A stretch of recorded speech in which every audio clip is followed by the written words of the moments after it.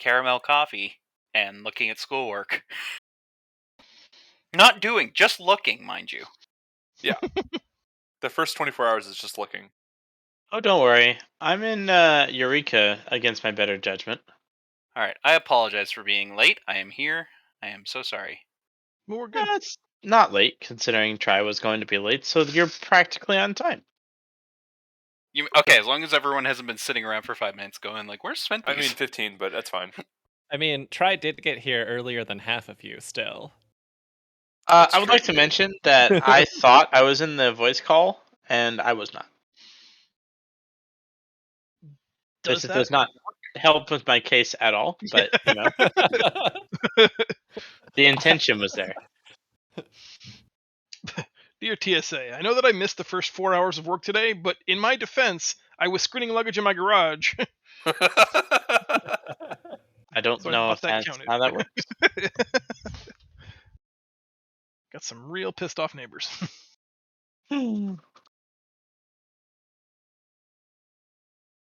Additional screening. Try. Yes, sir. For these magical items, is there something specific I need to do to add them to a character sheet? Like, do I just have to manually change my key points maximum and remember that I have that? Yes. Okay. Yep. You should be able to increase just by ticking up the box. There are no restrictions on your character sheet, so. Yeah, I can. I just wasn't sure if I typed it like with perfect like case mastery or attached an item ID, it would do it automatically. A lot of the magic items that are like from material that I own as a book will transfer to the character sheet and update. Some of it is like legit owned and still won't do it, and then the stuff that I like create obviously isn't going to work at all because that came from my brain. And my brain and computer don't get along so great. Yep.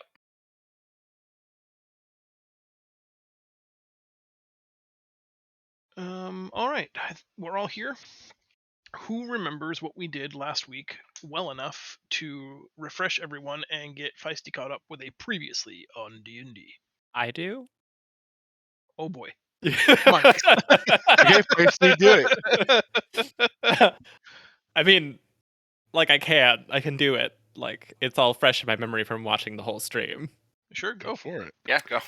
Well, first you spent an hour and a half leveling. Correct. I know that it was a while. I feel like that can't possibly be right, but I believe you if you tell me that it is. Yeah. It was over an hour of just like sitting there watching all of you level. Everyone woke up. There's a giant hole / whirlpool where the island used to be after a giant bright flash, and we were all passed out for, I think it was a couple of days. Is that correct, Try? At least 8 hours. No one's actually like reconnoitered. No one's actually figured out the absence of time. Okay. Some amount of time passed, and then we were attacked by Undine on the giant aboleth. Mm-hmm. And everyone forgot that we have harpoons. And then the Armada, or before that, we chatted with some of the fish people and tried to help them and got them onto our ship. Then Undine attacked, and we fought back until the Armada arrived. And then the Queen came on board and gave us all gifts, and then was about to start a war. That all sounds right. Anybody remember any other details that are outstanding or have any questions about something we didn't cover last session?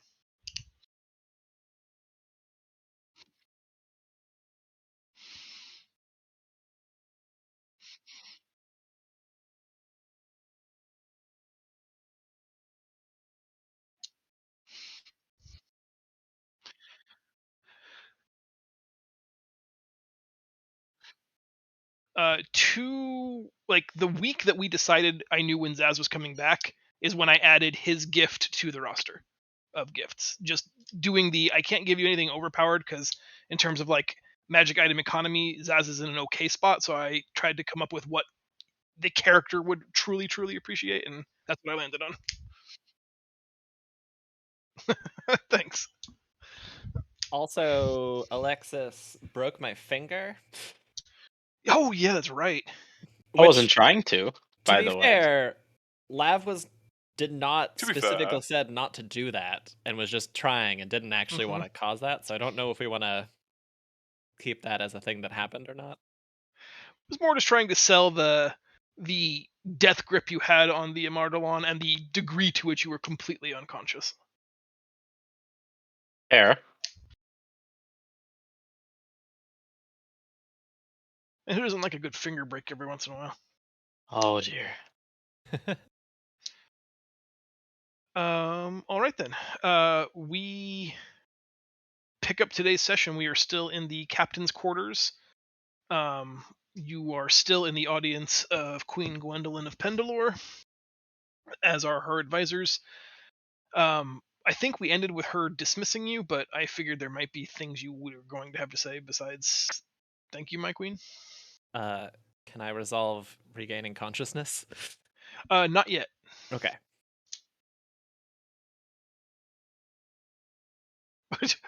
Roll. There Nope, is- sorry, you're still unconscious this session. She dismissed us, but like I guess the idea is that like are we still in the chamber? We haven't left yet, type thing. Correct. Yeah. Okay. I couldn't remember if we had officially said we were done, and so I just want to leave that door open in case there were any other exchanges or roleplay that wanted to happen. Okay.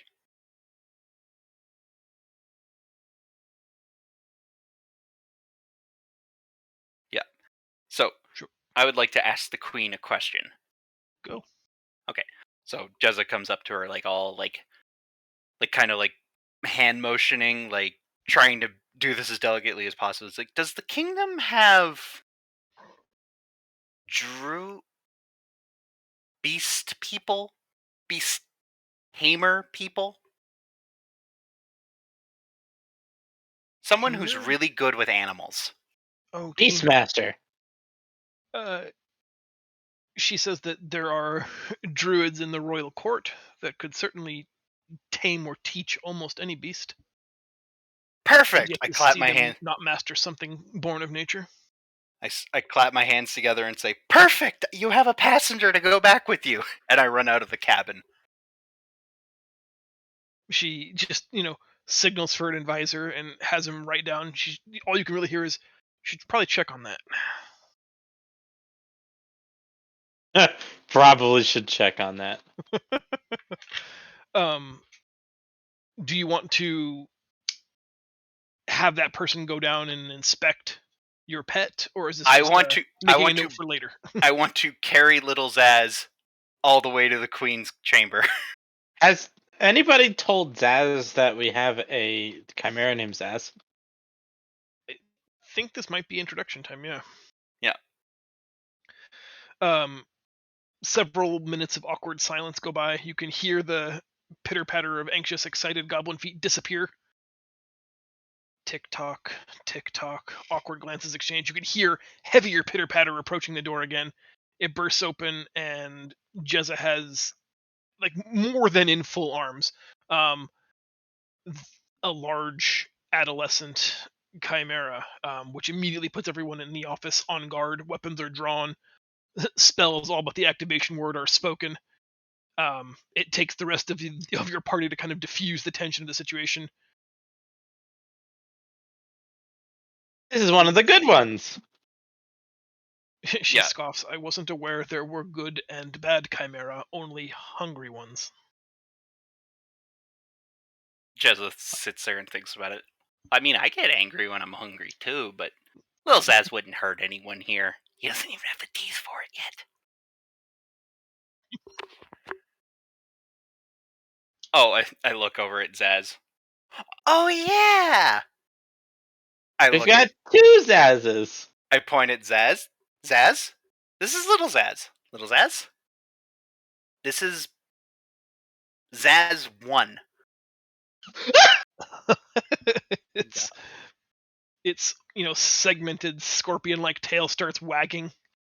Like question mark wagging. It seems to be excited. It likes Zaz, or at least having its name heard again, maybe.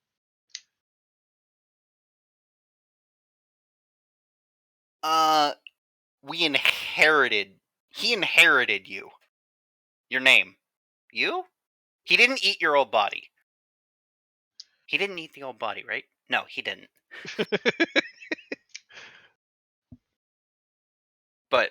I put Zaz down for a moment, and I like bow to the queen, and it's like, he needs a home, somewhere where he can be taught to not be like what he's supposed to be, because he's a One good of the boy. advisors butts in and says, "A beast may only ever become what it is, milady. Its home should be the bottom of this very ocean." I pointed at him and I said, everyone can choose who they want to be. Even him. I rub his head. The queen comes around from her desk, not, just shy of like calculated biting distance. You can tell she's done the mental math. But says to the advisor that were all things to remain only what they ever were supposed to be, she would not be here. You would not have a queen. This ship would not exist. So clearly, things can become more than they were intended to be. Why should it be any more different for this creature than myself?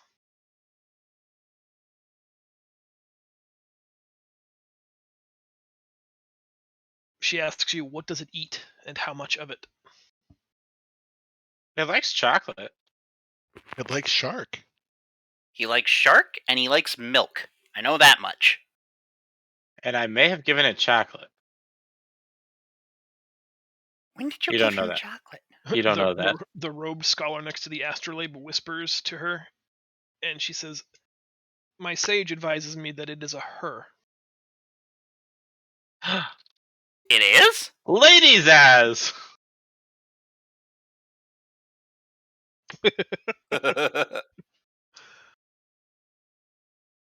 She says, "If this is truly your wish, I will keep it safe and see that it is returned to Pendilor, where the druids the druids of the Elder Stone, will do their best to raise and guide it. Know, however, that nothing is certain, and if the beast has endless hunger and violence in its heart, there may be nothing we can do for it." I put both hands at my sides and I take a full, 90-degree frontal bow and I say, thank you very much. That's all I can ask. As you turn to walk away, so does Little Zaz. Yep.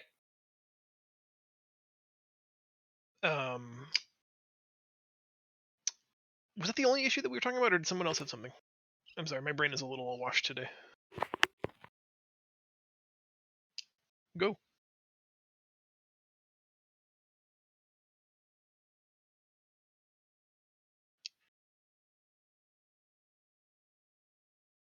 Mm-hmm.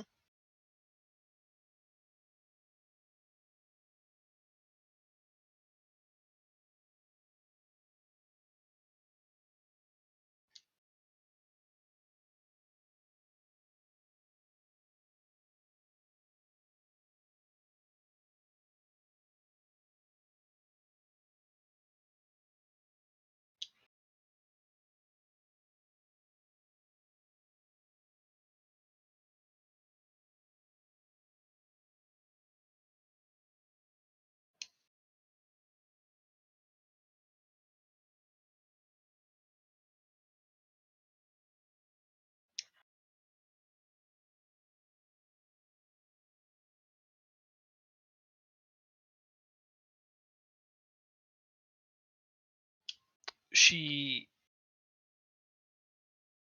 looks at you with a certain amount of incredulity and just says, "Fine, you've my blessing to return." She grabs her astrolabe, spins twice around the room, and says, "Pendilor is that way. Happy swimming.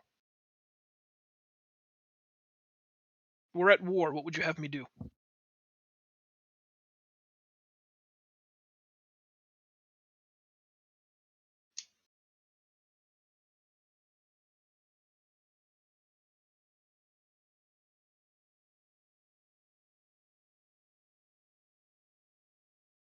It sounds like you're exactly where you need to be, bud.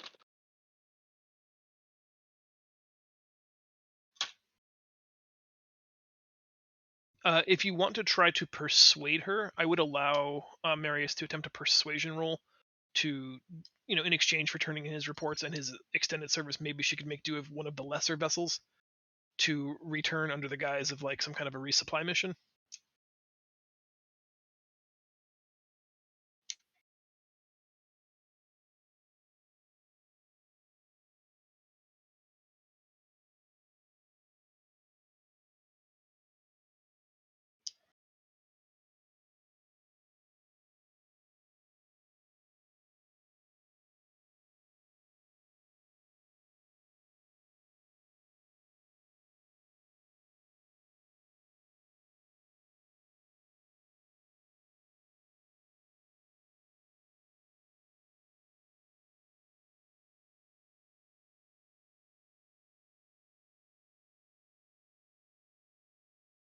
She says that you are welcome to stay on board the Exalted. She'll make sure you have comfortable quarters. She thanks you for your service and says if there's anything more to speak to her aides, they'll see that you're sorted.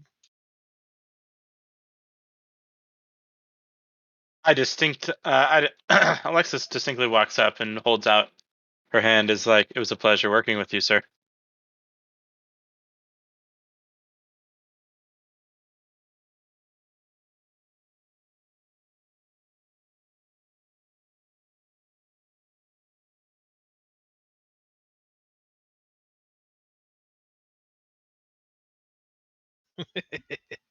My hand isn't dirty. What the fuck? Of all the people I've ever worked with, you were one of them. Damn.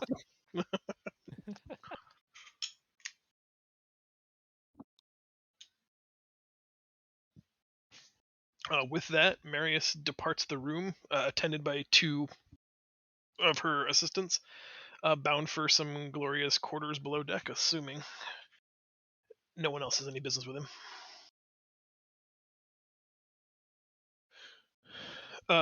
She offers each of you comfortable staterooms on board the Exalted. She tells you that the strategists and her war council are going to meet next to determine next course of action. But that's all she has for you guys right now. Again, thanks you for finding the quarry and for damaging them and putting them into such disarray with an alpha strike. Her tacticians say it was brilliant. What exactly did we do? Hell is rolling over in the grave right now.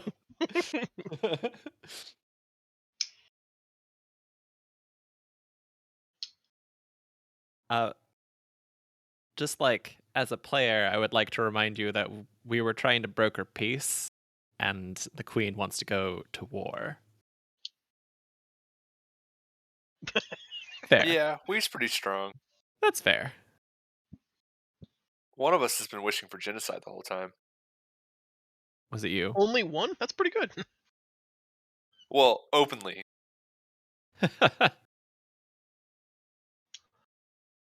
With 7 players, I figured at least 3. She has gone back to talking to her advisors who are looking at like rolled up scrolls and a map. She isn't going to be so not rude, but so stately as to dismiss you. But you guys get that like we have been dismissed feeling.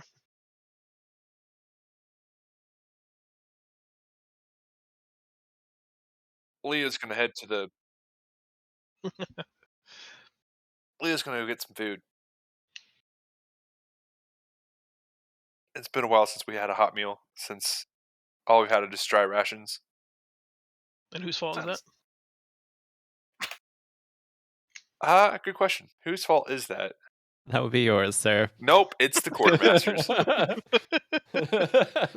And who is you know, over- I and who is remember. over the I personally quartermaster? remember promoting And, Kel to quartermaster, so it's their fault for not resupplying the ship. We did resupply the ship from the island that we just blew up Nice. after you appointed me That's true, quartermaster. After. Also, we got the magic staff of food. Magic staff. Oh yeah, I forgot my magic staff of food. I like how of all of its magic properties, it is a magic staff of food. Well, magic staff of paradise. It's a magic staff of long rest. Magic mean- staff of hyperbolic time chamber. Rod of security just sounds weird. Sure. Leo and company, do you Chance, want did to we Go ahead. tell the queen? What do you want to tell the queen? I heard did we tell the queen? Or experiencing the orb? Can you hear Oh. me? I can hear you now. Um, No. We haven't told the queen anything. We just got a bunch of gifts and was like, "Hey, thanks for leading you to the us to the enemy. Now go away." Yeah.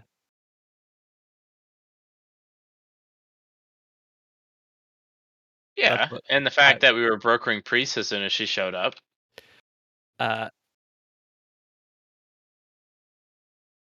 That's what I was trying to tell y'all. I know. So Kig, do you want to speak up? Yeah. No. No. She is gone to work on another project. She's kind as far as royalty goes, so she didn't like shoo you away. The read of the room would politely be that like she's moved on to the next project, but you're still in her chamber.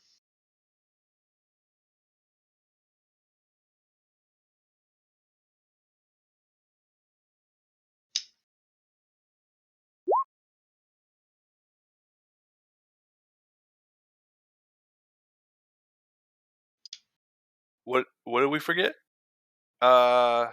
Something about peace. Peace was never an option. Piece of cake. Well, 2. Ah, yeah.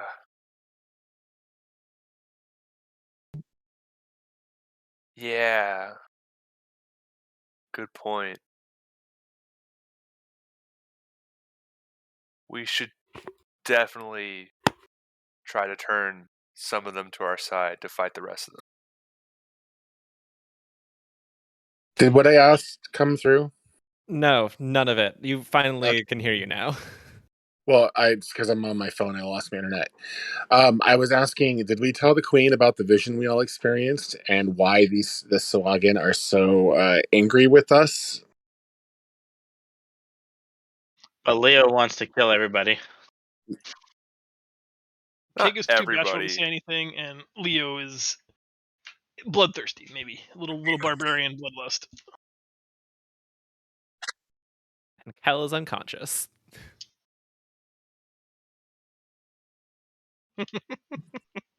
I tap Alexis on the arm. It's like, should we explain this to her? Like, she needs to know, right? You're good at talking. When I want to be, do I?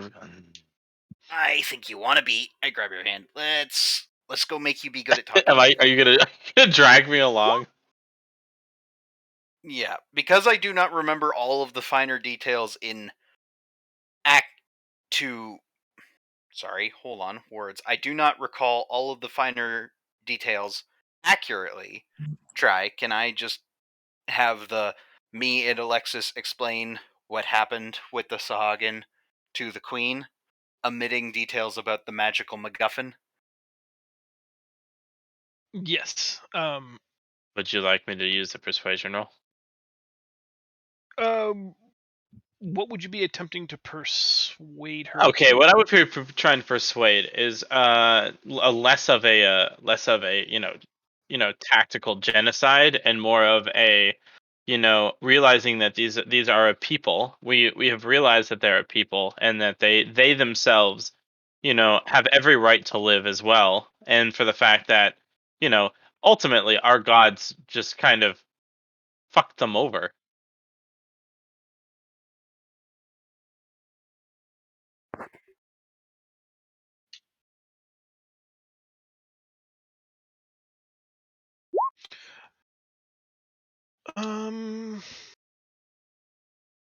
Okay. Yeah. Give me the persuasion roll and give it to me. I'll give you a rather advantage because you guys are very close friends, and bouncing off of each other makes the story seem more genuine. Okay, persuasion. I'm That's about to make quite the him go advantage roll. away. That is perfect. Way to waste Wow. advantage. She listens to your story in its entirety. Several times, advisors or scholars want to interrupt to either amend or correct a detail, but she silences them to let you finish completely talking. Um, when she's done, she has the follow up question of, you say that you experienced this in a vision. How can you trust that vision? How can you not be certain that this was placed in your mind collectively as a subterfuge, as a war tactic to create sympathy, to blunt our advance? Two of the people. She says, I have Two spies in of my them. own service whose sole responsibility is to befriend enemy agents, to turn them to my side. I pay them quite well, and they're very good at their jobs. She doesn't have a Sawagan spy. She's simply just wondering how you can guarantee the veracity of this person's claim and not know that you're being played.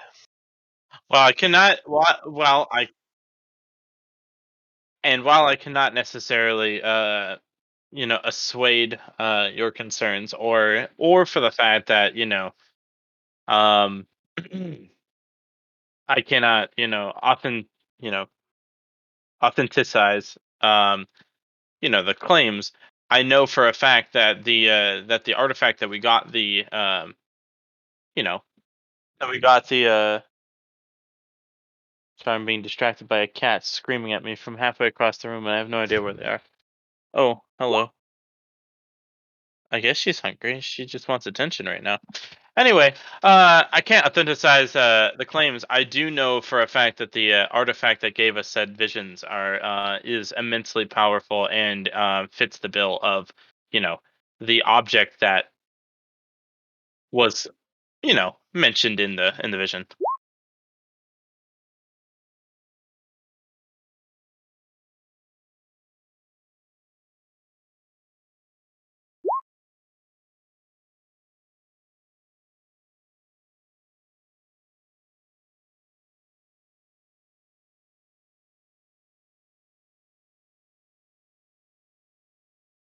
Do you have this artifact? Kel Kel doesn't is have it, Kel's unconscious. unconscious on the other boat. and doesn't have it, if you remember. Because Lab broke my finger. Unintentionally. Unintentionally.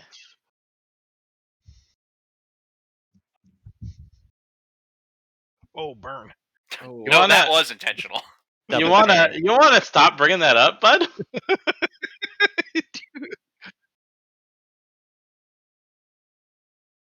No,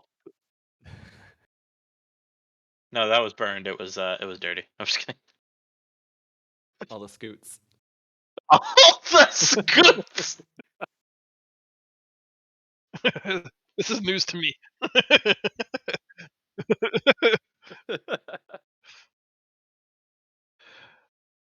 um, she asks if the artifact is something, if you can replicate that effect, if you can show her something of tangible proof.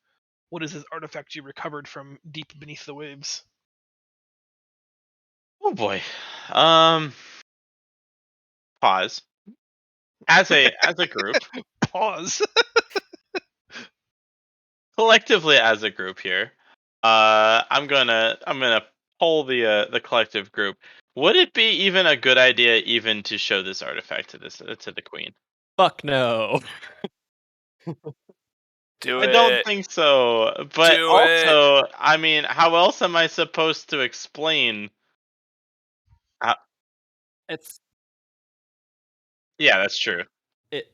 Yeah, as long as we do not give it to Correct. her or the army, I think it's okay to show. Right. Okay. Resume. Unpause. Leo is a loyalist, and I think we should give it to her. So Okay, so that's we're not just giving me. it to her. We're just not giving it to her. Fair enough.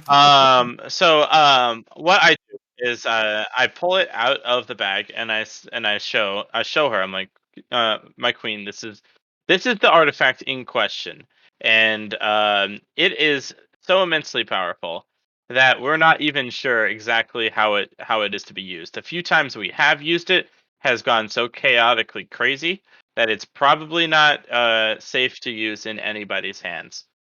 And I show it to her, and then she probably tries to reach for it or something, and I kind of just pull it back and be like, "No, like it cannot be used. We are keeping it safe, so it can never be used. Except apparently Kel's hand sometimes when the need arises. Mhm. We don't. So we're not going to mention that. I like this part where you just play all the sides, Lab. This is great. What happens next? I am chaotic neutral. I am playing the side that benefits me." um, she does want to touch it, and when you like quickly recoil, taking it back like my precious style, um, she's like, I wasn't going to take it from you. I'm just curious. It doesn't look, I don't know, artifacty. It Well, appears not but an etched stone. She and then I'm asks if just like, one of her and sages might examine it.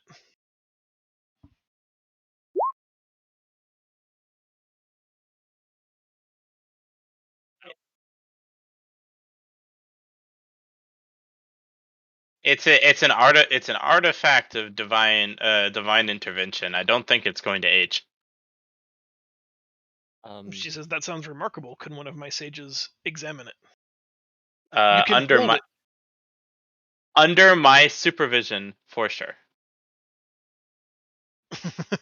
it. She says that you can control it however you want. They just want to peruse it and attempt to discern magically its powers and Sure. purpose. As long as it stays in my possession, then sure. And just don't activate it, don't use it, and just you can look at it.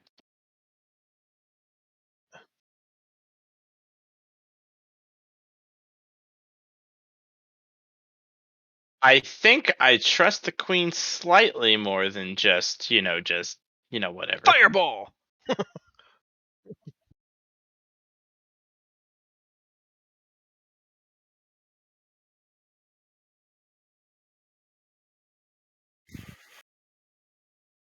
I would like to mention that mine went perfectly fine. I was dreaming of French toast and wanted to smell it, and I smelled French toast. Say, You did actually, not all want to. 3 times, it's kind of worked. But it has also had a chaotic side effect on my side of mine. Um, So, Lav, you didn't want to Yes, smell French toast. You wanted French toast and just got the real smell quick, instead. that's fair. You're right. us as players understand how the orb works. Do our characters realize that it has like a downside sometimes? I think they would I probably figure that out. I think the person most likely to ascertain to both understand that sometimes magic has a cost and to have firsthand experience is unfortunately the unconscious Kel, who's activated it 2 of the 3 times it's been activated. Um, so I mean, I think you can see based on some of the side effects that there is an absolute chaotic element to how the magic is working, but I don't know that you've seen it enough to necessarily correlate that there's either a cost or what exactly it demands for function. Because each time the desired effect has kind of happened. It's an orb of wishy. It's a little ishy. hmm You kind of get what you want, but what the psychic message told you is that it does take an extremely powerful and disciplined mind to control it, and without that control and discipline, the results are chaotic and unpredictable. So it could just be that the already brilliant minds of um, Alexis and Kel were able to stop it from just being rampant chaos, and were able to try to focus it to those ends, and that's just the best they could do with the limited experience they have. If someone without such a disciplined arcane mind, maybe it would just be complete random chaos. Yeah, so like if I were to hand this off to, like, for instance, Kig, and he's like, "I want French toast," suddenly, undead French toast soldiers would come out of the ground and try to murder everybody. Have we considered letting Leo try it and then raging and then using it? That sounds awful. No, Sounds terrible. like Like the Infinity Gauntlet. yeah. Like if you rage, maybe it has a different type of effect. I don't know. Just wondering. As a person who gets angry and punches stuff a lot, I feel like chaos is a good thing to insert into that moment. Yeah.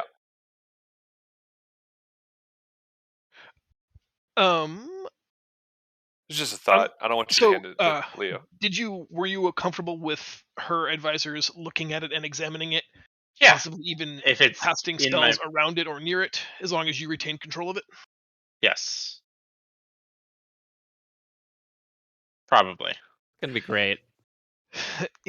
Each of the people, each of the scholars, the sages, the would-be wizards, take their turns casting incantations, divination spells. You're pretty sure, detect magic, identifier, cast stuff you would expect, things you wouldn't expect. And when all's said and done, they report vocally to the queen that this is simply an ancient relic. We could not discern its age, but it possesses no magical properties.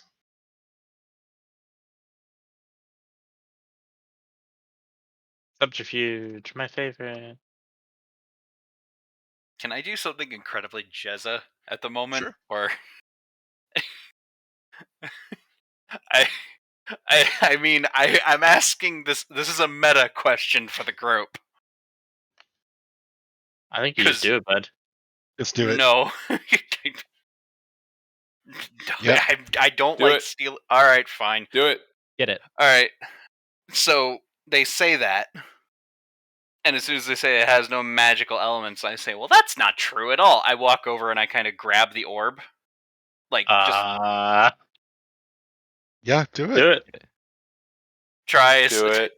Try. I need to know that this is not going to do something bad. No, I don't No, think you're going to do tell it. me. No, that. Do it. Just fucking do Alright, it. Jezza. I literally cannot tell you that that's not going to happen.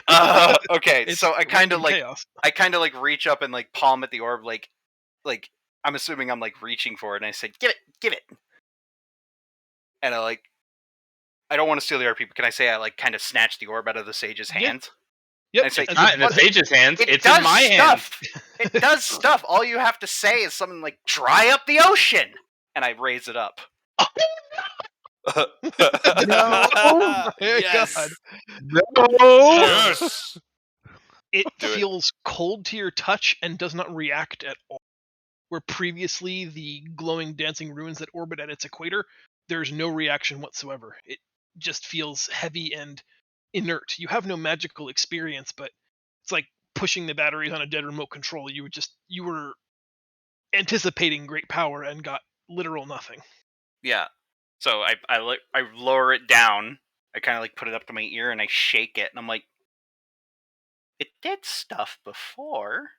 I'm gonna do that thing, you know how where adults will sometimes like pick something out of someone's hands with their two fingers. I'm gonna like take it out of Jez's hands and be like, it has a recast. It has a recast time. That's not what I'm trying to think of. It takes time to recharge. Yes, it has You a have recharge experienced time. it You know, before, where It has a refractory period. Yep, refractory period. Yes. where it becomes completely inert, and it seemed to be dependent on the power or volume of the spell that was wished for. So if it greatly exerted itself, it tends to be dormant for a longer period of time compared to just wanting some waffles, which it Yes. was And ready then to go again the next morning. I point at the orb and I look at the sage and it's like, yeah, that thing. That's the problem.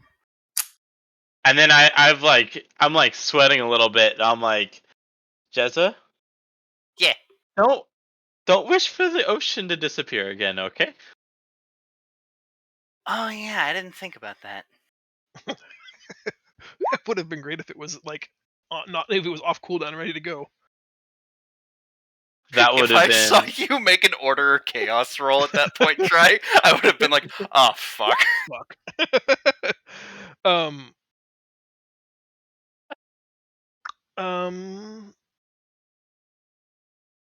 Yeah. Hmm. No, I don't. Well, sorry, I'm debating something here that I don't know how I want to proceed with. Give me just 1 second to consider it.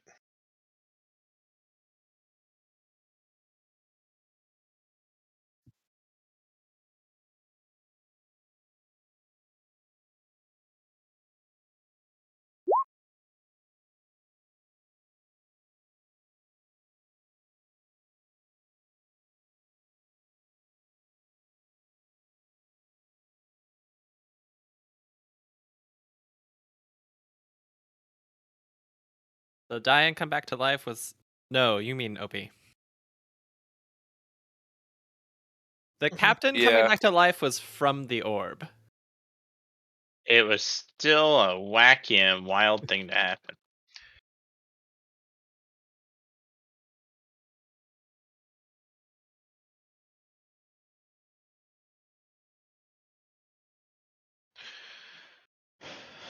Um. Hmm. Once Alexis, make a Arcana check. Um, but it's gonna be huge. Like, don't be disappointed if I tell you it's a fail, even if it's a big number. This will help me determine how I want to narrate what happened next. Yeah. Arcana? Yes, please. That's not huge. um, you as Jezza hands it back to you, saying, "Well, it used to work."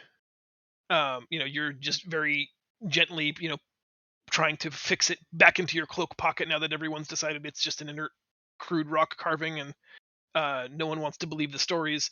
There's just a small, like, like a static discharge in the dark, like when you're pulling a lynch sheet off of a blanket. There's Yeah. just, in the darkness of your cloak pocket, there's just a small crackle of lime green energy that washes over the hemisphere, the northern hemisphere of the globe. Do I see this happen? You do. Uh, I look at it a little closer, I guess. Nothing else happens, and it still remains inert. While that's happening, I'd like to talk with Feisty in the private channel. Go down to D&D. Boy.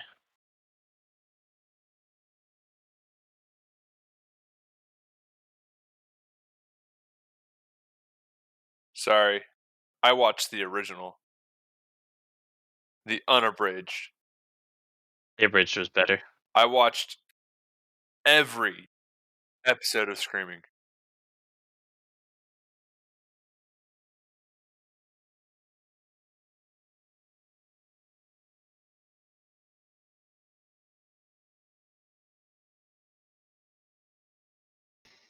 Okay.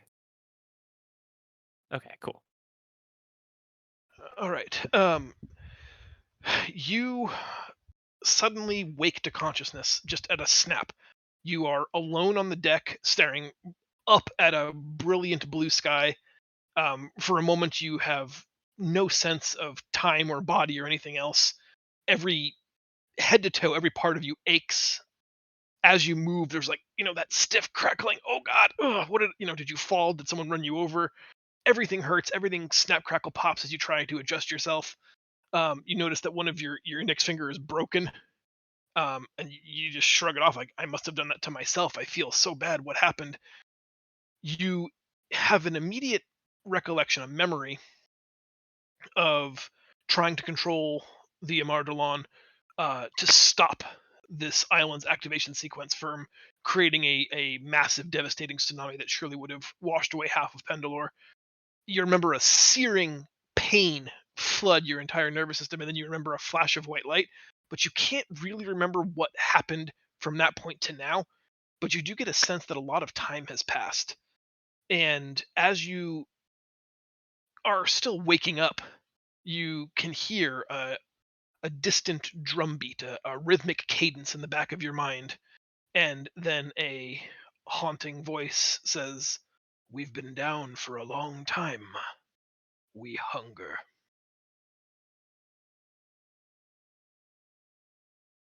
It waits for a moment, and when you're not immediately, like, impelled to action, "We must feed. Choose now, flesh or metal." Metal. the mask at this point compels you, and unfortunately you failed your roll. You must consume 1,000 gold points worth of material, preferably magic, but any metallic items must immediately be consumed. Uh, fuck. Well, I think the first thing that is gonna get consumed, which is closest, is that locket filled with magic water. Okay. Um, I don't know like what I can eat out of, and I assume my dagger as well. And then I think at that point, Kel is just going to rampantly like loot the ship for metal things until it like can be Yeah. fed. If you're comfortable, like the biggest source would probably be the armory downstairs. Arrowheads, spear tips, swords, and shields. Yeah, I'll remove the dagger and the locket from my inventory. Excellent. Um, as as that hunger is finally satiated, the pounding sound of drums fades away into almost barely inaudible, and the voice says, "Good, we are sated once more, and your power grows." You look down at your own hands through the lens of this gilded helmet, and each of your hands are now wearing gold gauntlets that end in cruel talons. And Oh. I want you to add the spell. Hold on one second. I'm going to make sure I say it right. You can add the Arms of Hadar Oh, warlock okay. spell. You can Yep. cast it once per long rest. Oh, okay. Uh, okay, I'll add that as under the talents then. Mhm. And for now, the voice leaves the helmet, and you like fade sort of fade up back into normal consciousness, and you find yourself being shaken by the shoulders by a very concerned looking Opie, um, who wants to know where the drums are from.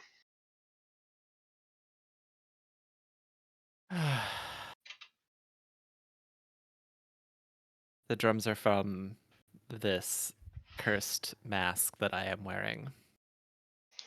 He says that you should take it off because it's really scary.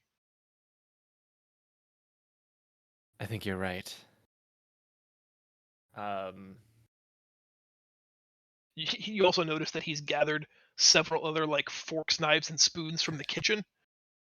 Like you can tell, like it's that weird, like almost alcoholic parent realization that this kid has watched everything that just happened and was trying to gather more metal for you to eat.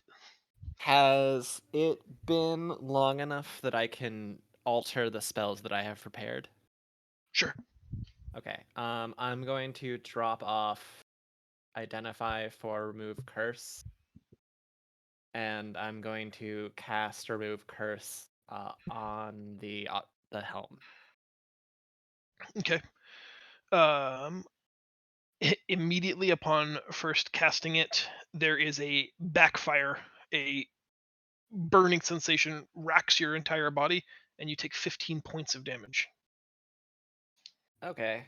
The helm Well, remains attached, the gloves remain affixed, and you can hear, "That wasn't very nice."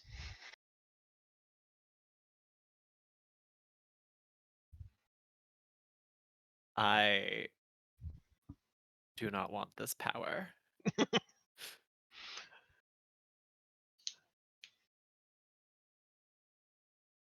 It will require more than a simple remove curse spell. Which is funny because it's not that simple. It's true.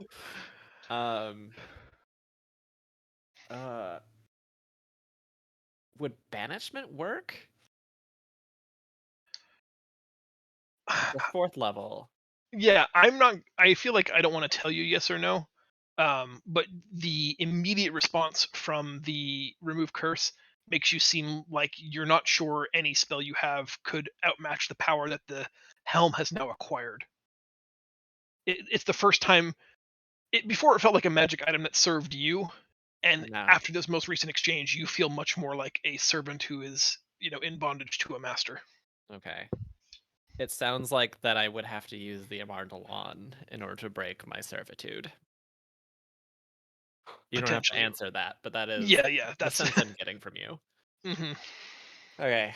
I'm gonna have to tell Leo this a little bit later. Okay. Um, now that you're awake, the rest of the crew is been transported over to the Exalted. Do you want to send them a message? Do you want to try to arrange for transport over there, or do you just want to hang tight here on the Vengeance?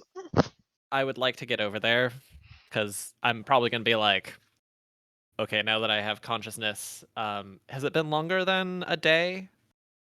Yeah, Opie says that it's been almost 36 hours now. Okay. I asked Opie if Alexei, Janice, Rose, and Julia are in the brig. He says, "Yep." Okay. Then that's a problem I can deal with later. And then I want to get over there because I'm just like, why the fuck is the Armada here? This is Mhm. not good. No, not so much. This It's is very real easy. bad. Easy for you to arrange transport over to the Exalted, and we'll just pick up with you back in the normal channel. Yeah. Yeah. All right. Thanks, Feisty.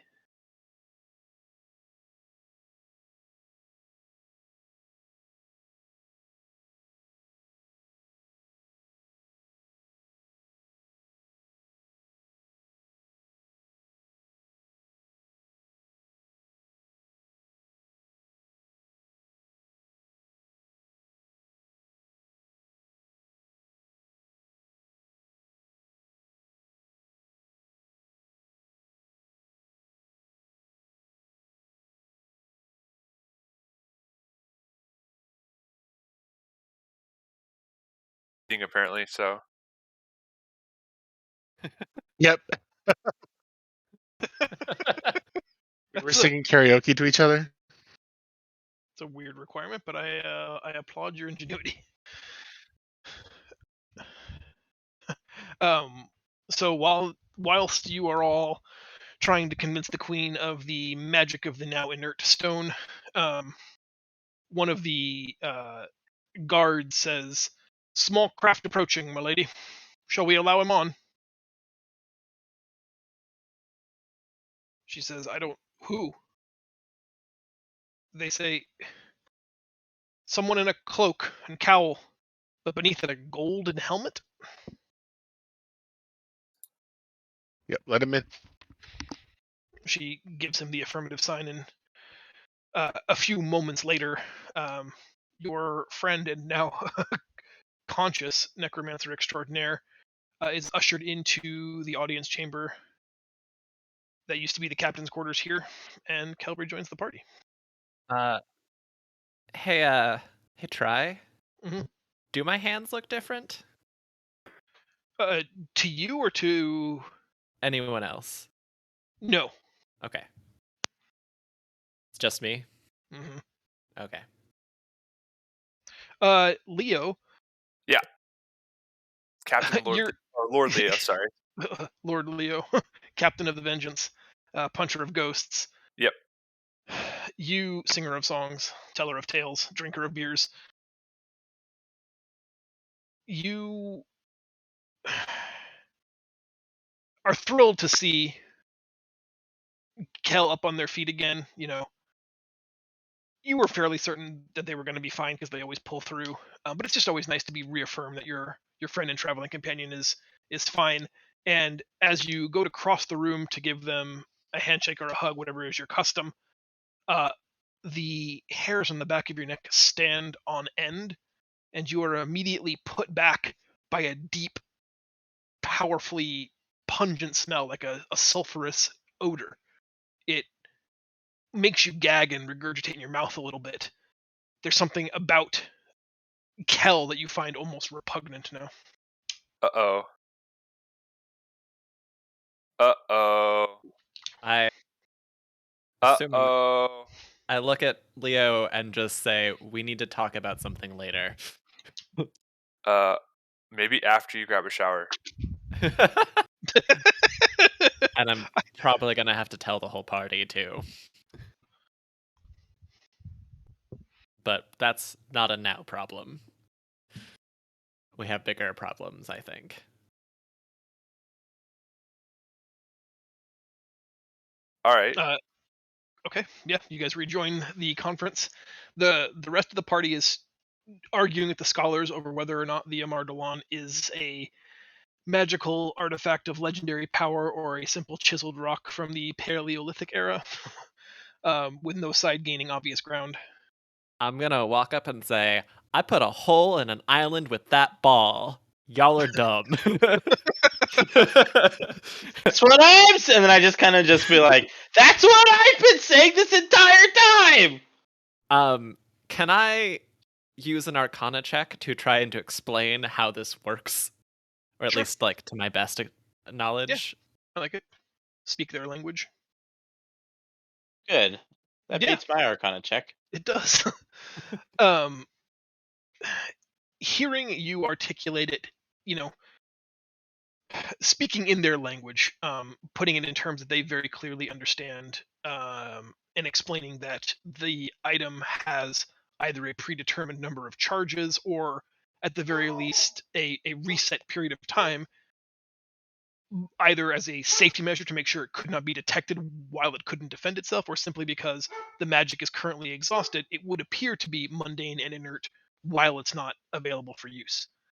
And the scholars kind of agree and give the queen the heads up, like, well, that is a potential explanation. They concede to your point that while they may not be wrong and this may be just a simple stone, it is also possible that what you're saying is completely true.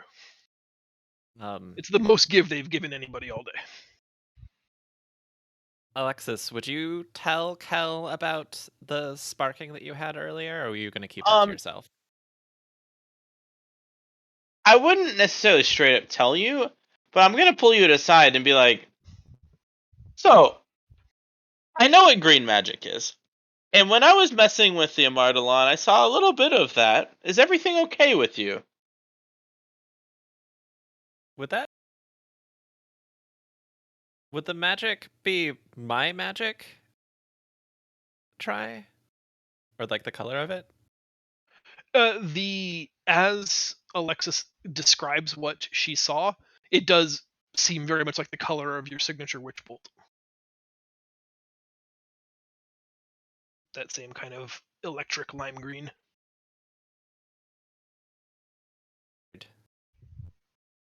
Can I touch it for a second?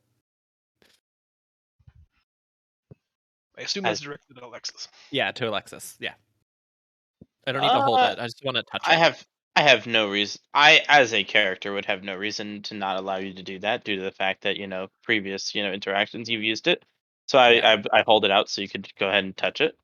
I won't do anything silly like try and dry up the ocean. That is true. Weird. That's the second time that's been suggested today. Out of the two people I trust with the Amardalon, Kel is one of them. So, does anything happen when I touch it? Oh boy. damn. Hop back down for a second to D&D. Ah, god damn it! What have I done?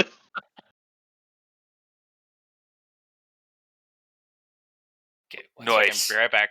Let's get down to business to defeat the Huns. I think that's gonna work. Yes, we're good. As soon as you touch it, your body feels drained of energy. Like, as soon as you make contact with it, it's maybe triggering some kind of initial response, but you just feel so completely drained, almost like you empathize with the orb itself. You just feel its level of exhaustion. You just feel like you want to lay on the floor and fall asleep right now. But as you touch it, that ever-present voice and rhythmic drumbeat turns up to 11 and just tells you, yes, excellent, use it. Use it. Use it. If I have a choice in the matter, I immediately recoil my hand. Yes, of course. The level of the helm's power over you is not yet like full obedience. You don't have to. You seem most susceptible in the mornings when I ask for that saving throw. Okay.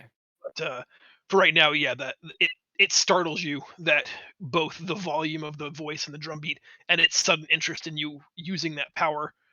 Um, yeah, I think recoiling and feeling quite scared is the correct response.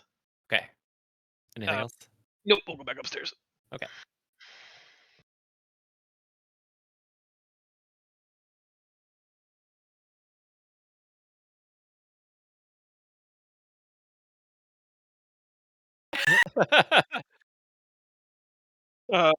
Alexis, as soon as you hand it over to Kel, there's a fraction of a second where you think you start to see a little bit of energy start to circle the globe, the hemisphere of the orb itself, right around the equatorial line.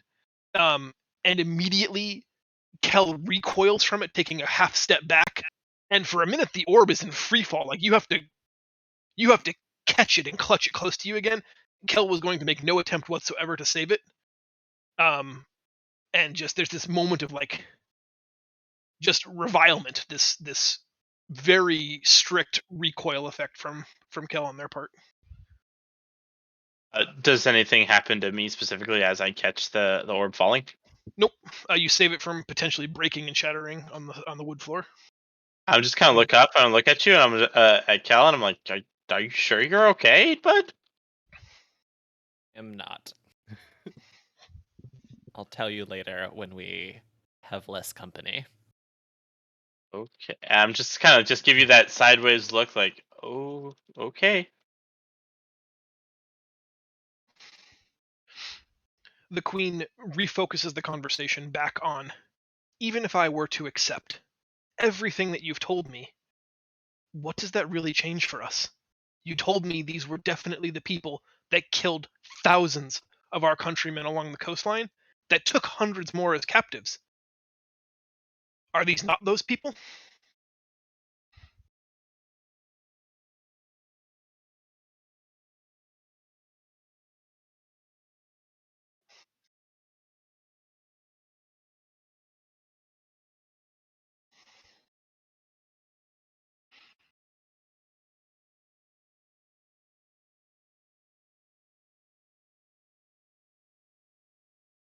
No, neither side is in the right here.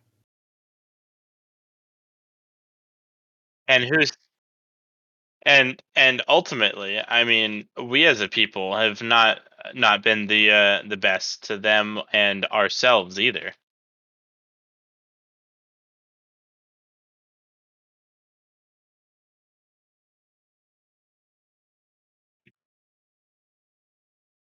Additionally, She Your asks, Majesty, go. continued combat could result in thousands more being lost on both sides. You know that same argument was made when they dropped the nuclear bombs. She asks what assurances then you can offer her that no more aggression will be made on their part against Pendilor. She has to protect her citizens. Have they surrendered, raised up the white flag, and vowed to never harm us again? There are those of the Songwain that are under our protection.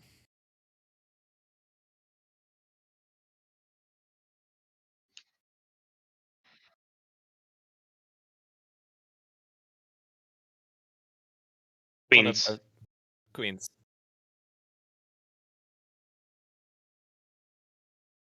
So I would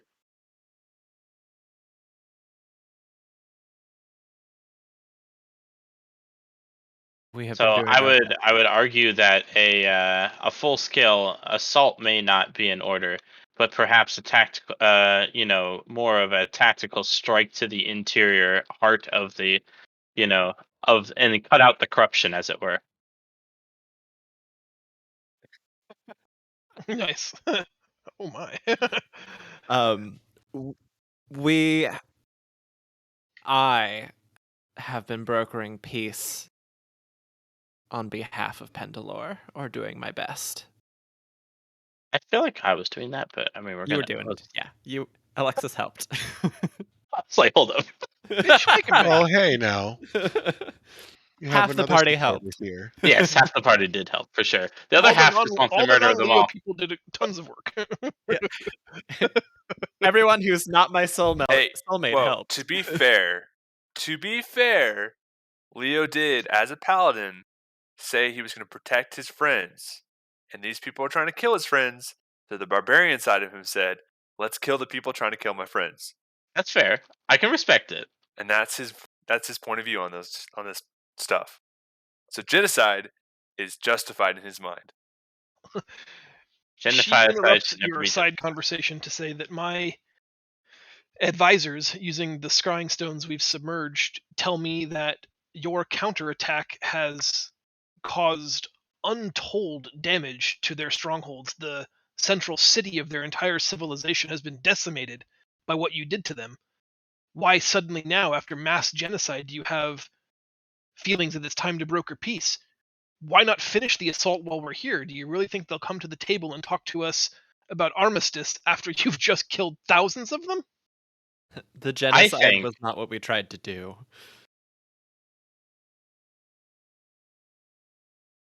All right, hold up. Such devastation was never my intention.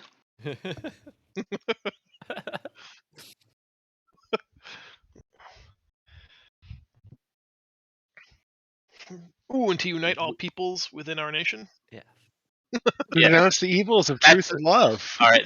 That's two completely different references to each other, but okay. I only knew basics. So I'm a 14 nerd. What I was just referencing was a very long long speech from 14. We know. Okay. um, You figured. You didn't know. I'm explaining.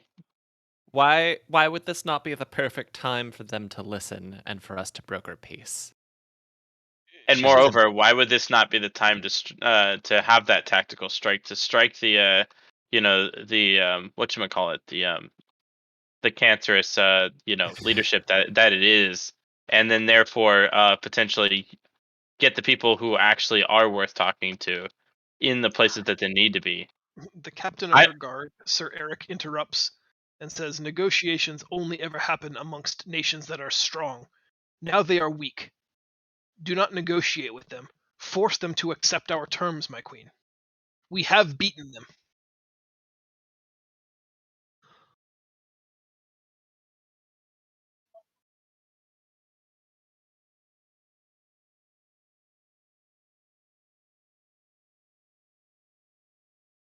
He says that you've already started that very thing.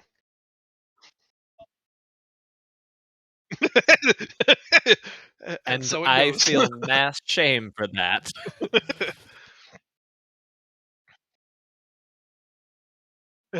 She says that you have captives. Do you refugees, think? They are guests. refugees, yes.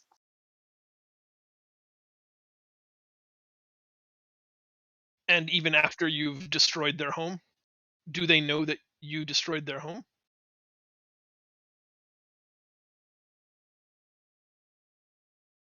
Probably have a good idea, all things considered, where we came from. I I think it's think reasonable to assume they have a good idea about it. does the queen know what was supposed to happen with the island that was there? Her best recreation of the events is that the Sawagan were creating a massive impelling device that was harnessing the power of a dimension not previously connected to this plane, and its sole purpose was to rise the island up out of the ocean to a height unimaginable, dropping it to send a wave of watery death to swallow entire continents.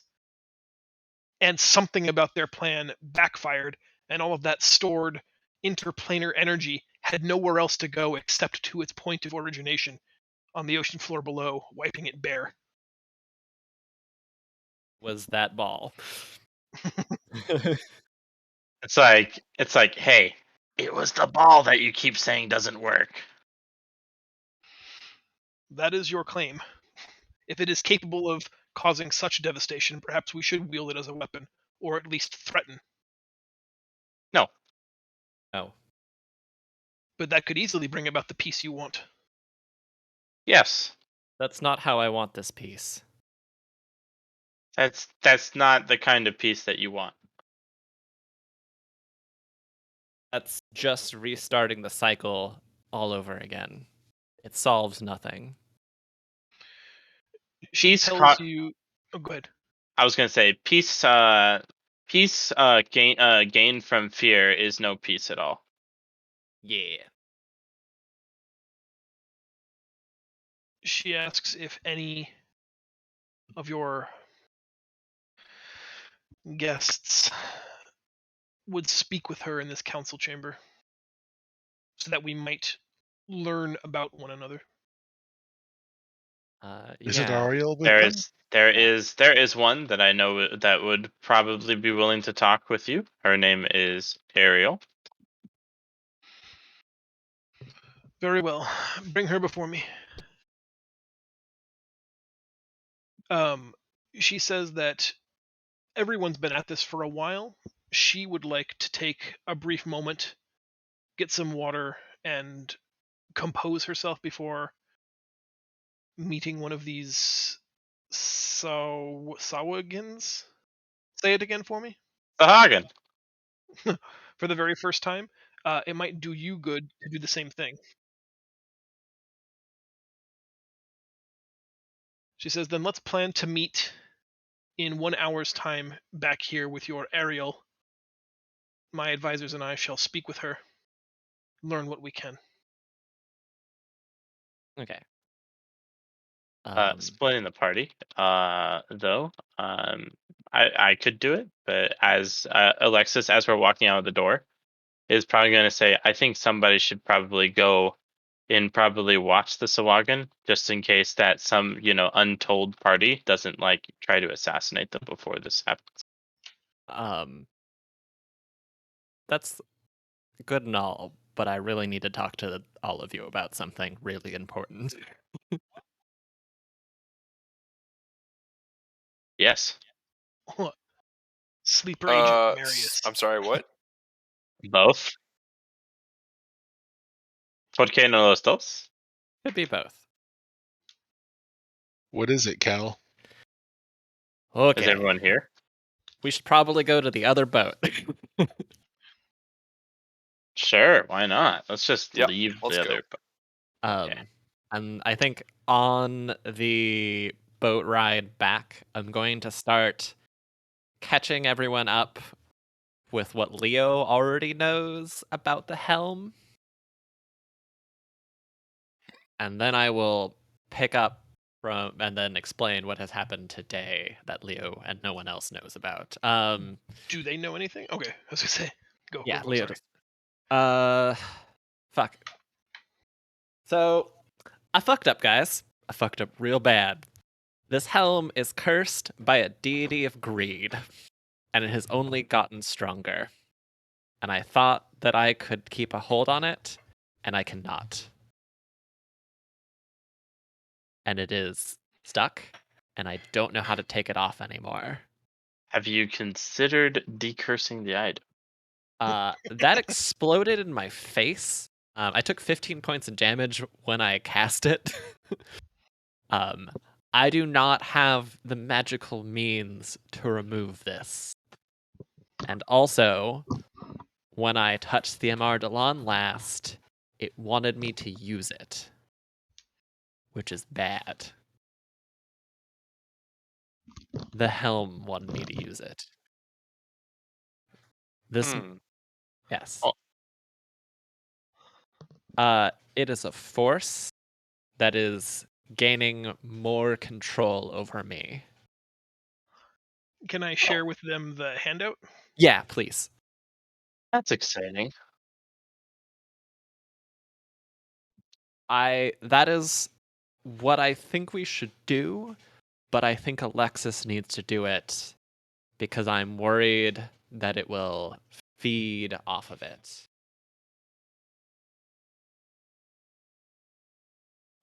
You wanna walk that back, bud? Just kidding. Did that show up? Yeah, Yeah. it did. That is not what I pictured when I heard gold mask, but yeah, that'll Yeah.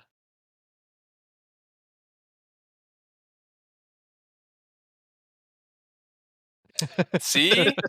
See? Teeth. I was really hoping that wasn't going to trigger you, but I'm sorry, bud. What's this about the teeth?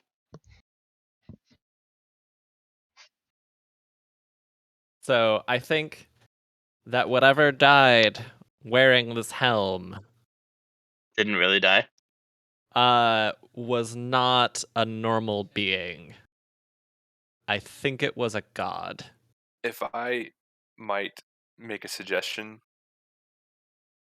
maybe a follower of the light, Yes.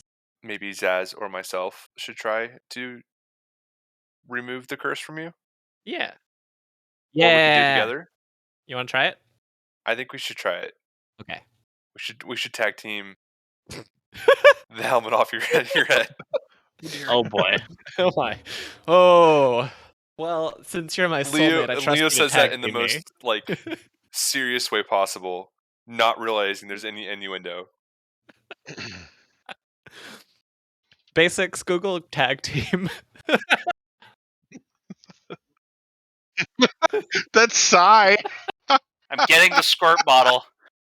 I'm getting the squirt Technically, bottle. I said double team, so Oh, I'm sorry. Double team.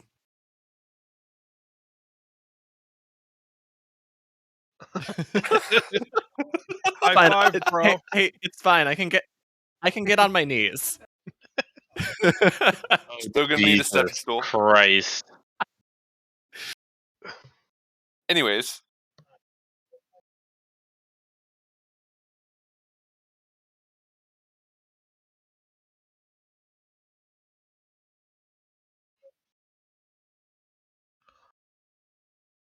Okay, well we have an hour.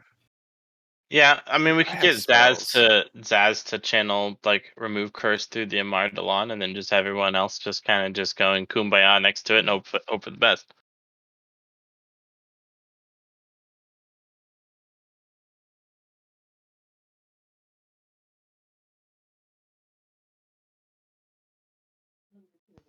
Well, You did They say were an going to take hour. an hour recess. Is Do we it want to still- try Do it. to? Do we want to try to use the dispel curse or remove curse, or do we want to just like I'm not sure if use it's gonna. the orb? I'm not sure. Uh.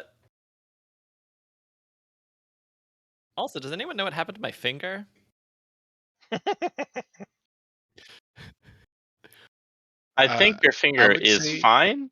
Hey Zaz, can you patch that up really quick, please? uh I would say try remove curse first and wait for the orb to recharge so that we can use it to attempt to Okay. remove the Well, I helm. did try remove curse, and it blew up in my face. But if you want to try it again, Have we? Has Kel tried like physically just removing the helmet it is with a lot of less. strength? I mean, I Is this don't. like? I don't Hey, think they tried to pull their head off. No. yeah. Would this be like the head of Vecna? New artifacts for campaign 2. The head of Kel.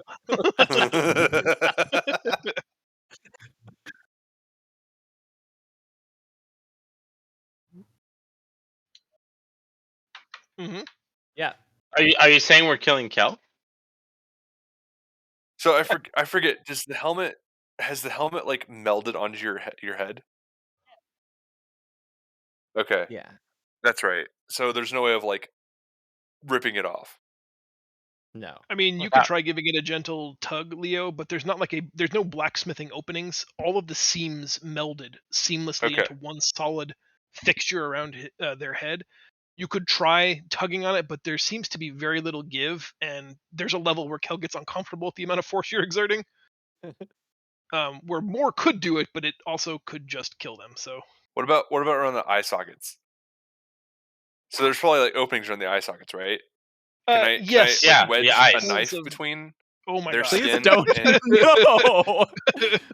You're gonna rip his eyes out too? no, just like okay. between like the helmet and their skin. Can I like use a a knife to maybe like wedge between. I just want to see if like it's possible. See if That's it's how I. Sure.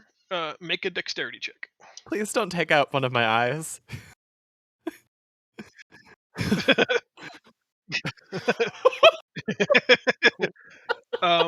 You don't have advantage, so the result is a 0. nice. You literally just poke him in the eye with a dagger. Poke them in the eye with a dagger. I need you to roll 2d4 plus strength. Okay. Oh my Let's see. god! 2d4 You are by far the worst soulmate. plus 4, so it's 11. Uh, Unfortunately, Kelly, you take 11 points of damage as a stream of blood just starts running out of the golden eye socket. The lime green energy that fills that hole is temporarily, obfuscated by this torrent of blood that's just issuing forth. Did I Like, did I heal oopsie, those other 15 points, or is that on top of the 15 that's on points? top of. Yep. My God. Don't forget, I'm you gonna do feel shit. instantly bad, and I'm gonna cast Cure Wounds. Oh, guys, that's my bad. Whoopsie. That dagger really went in there. Just gonna oh, I just do this right. There we go. Sweet. That's not cute. Oh, You there we go. Pretty you bad. thunderous smite with the dagger? Wait, no, I totally Get I hit Cure Wounds, And but that's how I die. see, I'm clicking Cure Wounds. Why is this happening? And I'm then so another smite. confused. No, I'm so confused right now. I'm literally clicking the Cure Wounds button, and it's popping up with Thunderous Smite. I don't know I'm what to so tell you. confused. Um, What is happening? How And do you feel about I being feel like something's smoked from the wrong earth? with these dice right now because I've literally critical failed every single one so far. I mean, Do it. based on how you narrated your actions, that actually the dice bear that out. Okay, just try it again, maybe, to see if it critically fails again. don't do it again. Thunderous smite. Hold I on, I'm mean, still getting used to being a paladin. or like low key, he detected There we- evil, and this is how he's gonna Okay, you're handle it. just extremely unlucky. All right, fair Sorry, enough. my dear friend, I accidentally stabbed you in the eye. Oops, I No, accidentally but- smited you. Oops, I accidentally does anyone- smited you. does anyone actually understand why, like, I'm clicking on my Cure Wounds spell, but like a different spell is popping up? Nope. Let me open your character sheet and see what's. Because it's very weird, and I'm confused as to why that's happening.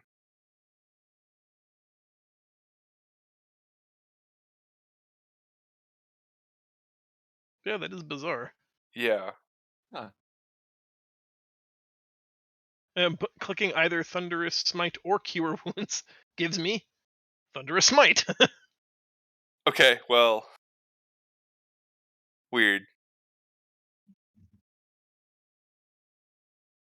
hmm Plus my modifier, which is whatever it is, my charisma. It's 1. Yeah. Yep. 1d8 plus 1. 1d8. So 4. Oops. Yep. Stabbed you for 11, but it's cool. I healed you for 4. I only oopsied you for 7.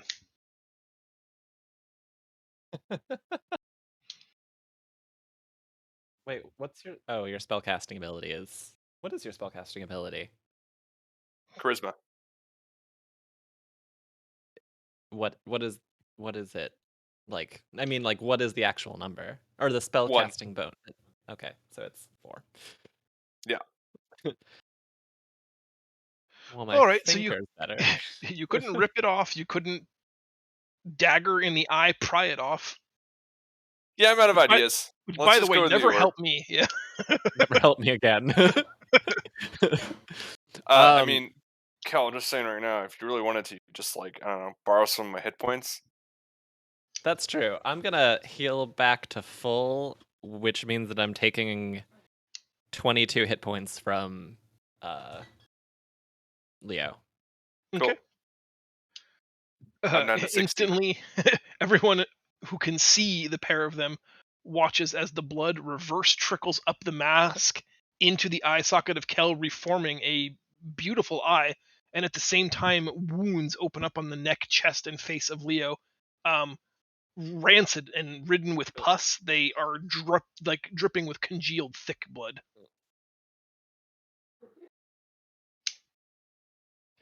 Sorry, bud. Okay. We can try remove curse with the two of you. I'm not convinced it's gonna work. But I'm glad that backup plan is the Mardalan and have it remove the spirit from my helm. Well, I don't have remove curse, so it's all on Zaz.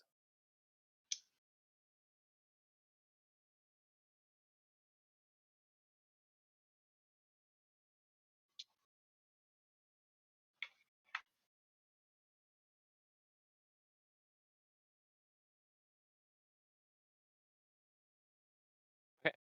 1 hour Yeah. later.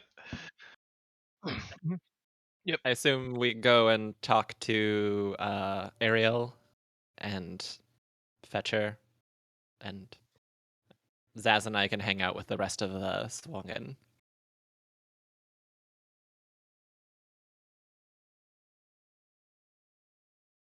Heck yeah, that sounds Nice. great. Um, yes. Yeah, the rest of the party can go get Ariel and prep the boat to go back to the Exalted. Um, we'll sort of just shortcut all of that unless anybody wants to have a private conversation with Ariel first. Um, actually, I do. Since I want to talk to her about. I can't remember the name of the sorceress that gave me my cloak and is now my forever friend. And is now my forever friend. If you give me one moment, I'm going to mispronounce it if I don't. It is something like Melina. I'm so sorry. Maleficent? No, it's not that. One sec.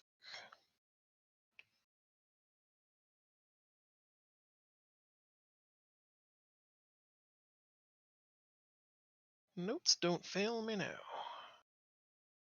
I'm glad I couldn't remember it if you also can't remember it. Malenti. That's right. Yeah. I walk up and greet Ariel and ask her if she knows someone of the name Valenti. She does. She says it's my instructor, my counsel, the one who's helping groom me. I let her know that she's okay and give some of the short blow by blows of our interactions with her and where she has gone to. She's very glad to hear that she's still alive. They were separated a while ago during an op that went sideways. And she's also pleased that Malenti was powerful enough to hold off all of you by herself. Which, not exactly how it went down, but you're gonna have that one. Also, she gave me this cool cloak. That's magic and is hers. She says that must mean she sees you as an equal. She would only give that to someone who she felt bested her at her own game. That's impressive. It's also very nice to see you again. I'm happy that you are well. Well might be overstating it. My Ah. home is in ruins, my people are dying, and I don't know what to do. Are your friends here come to finish us off? We want to prevent that from happening. We'd rather help you rebuild. I'm so sorry for your people's loss.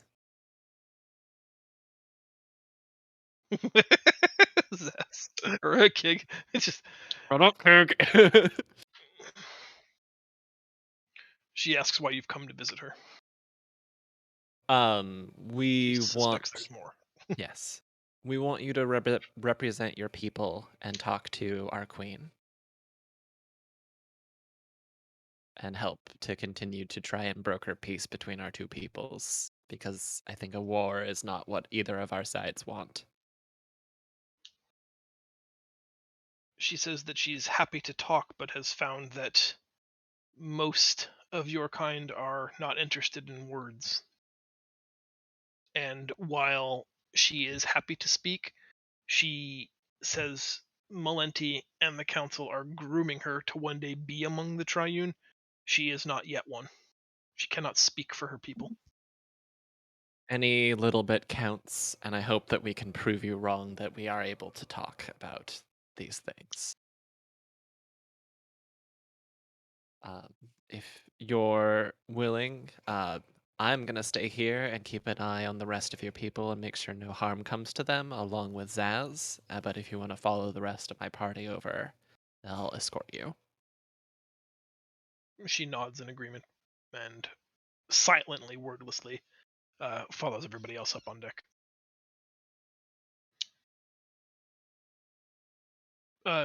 Do you guys want to do your attempt at removing the curse and be a few minutes late to the meeting, and that way everybody can go, or do you want to stay behind on the Zaz's vengeance, do your thing while the rest of the party goes to the Exalted and has the meeting with? I will order of operations attempt that, and then uh be a little bit late, but also because I want to reassert control of the skeletons that are in the brig right now, as well as have them guard our guests and keep Hazel there as well to let me know if anything happens. Okay. So just as a protection measure, so I can still be present, but Sure. have some assurance. Okay.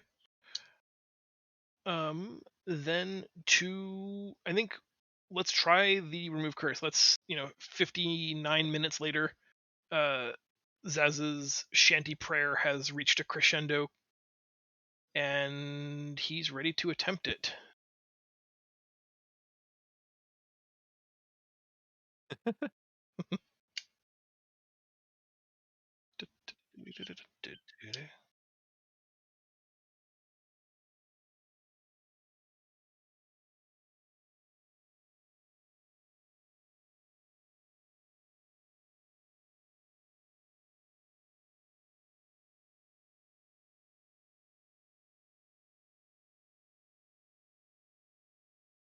I don't know if we can use the ball since it's still tapped.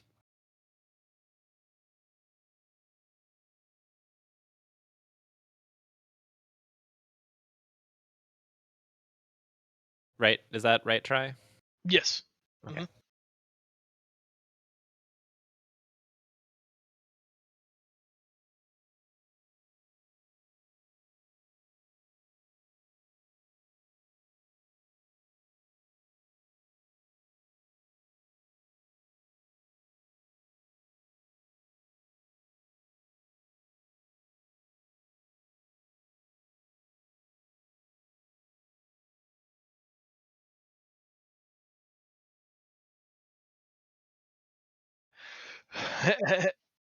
As soon as you cast your remove curse spell, there is a sound that almost like tearing linen. Like if you just were to run down the seam, rip, a 2-foot strip of linen in half, that tearing sound.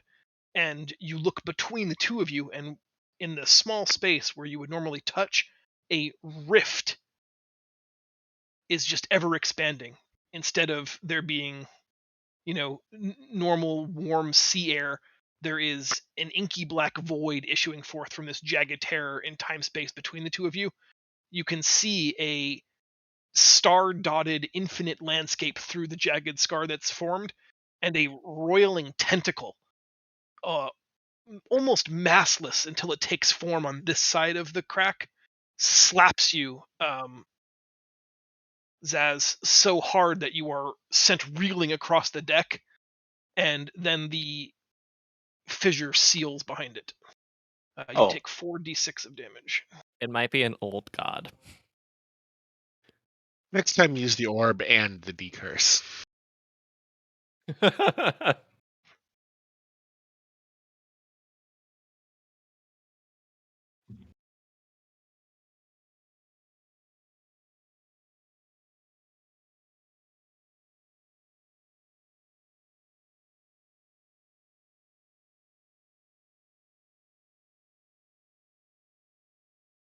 Yeah, Peal of Repel. Thunder No. What do you think it was? Rebuke? I think it's something rebuke. or Peel? I thought it was Peel or something. The nurse Key Peel. and Peel.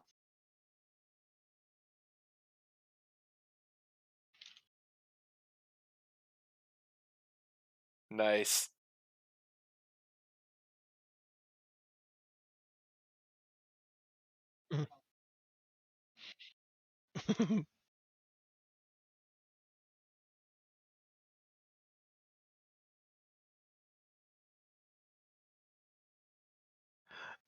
Go ahead and roll the damage.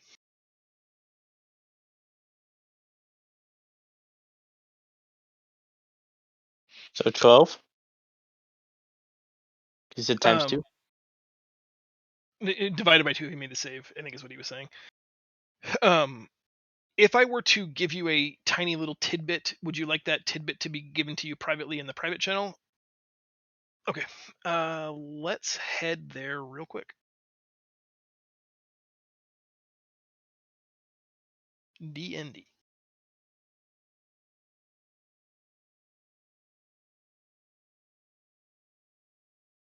Do you think D&D stands for Dungeons No Dragons?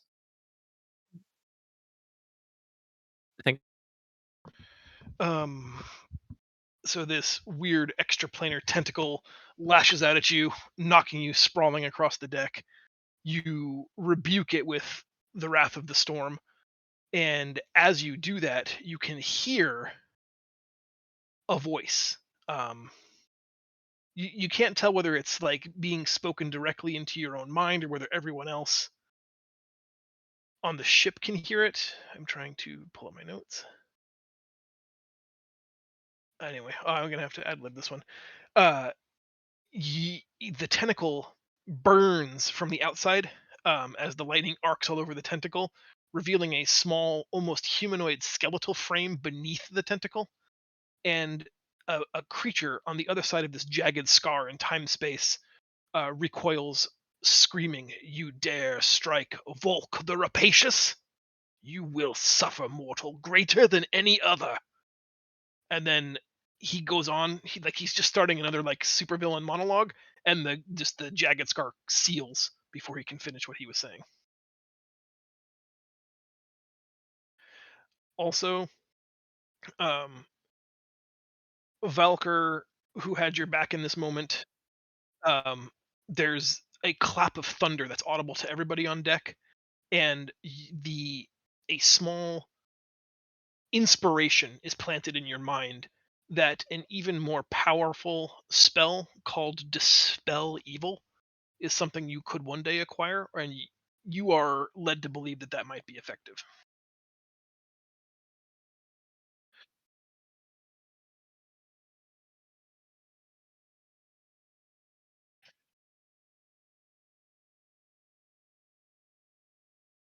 Okay,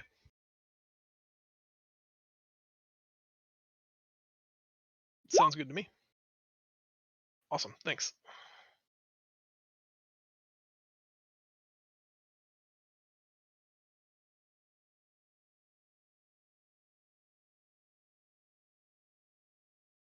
Have Have what? what? Tentacles have what? Bones. Yes, I knew that. Oh, that must have hurt.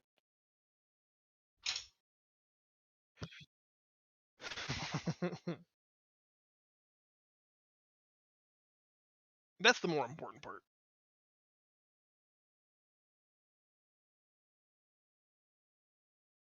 Oof. Yes, we did. Yeah, when everybody woke up on the deck of the ship, it should have been at full HP.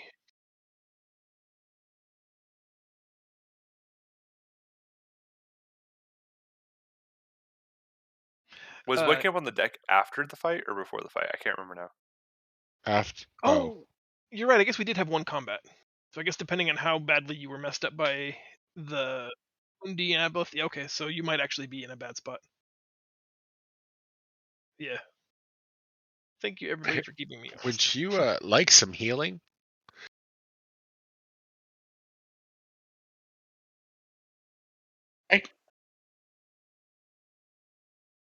yeah. Yeah, he doesn't talk to me too much. I wonder what he said to you. Well, You try eating 1,000 gold worth of metal.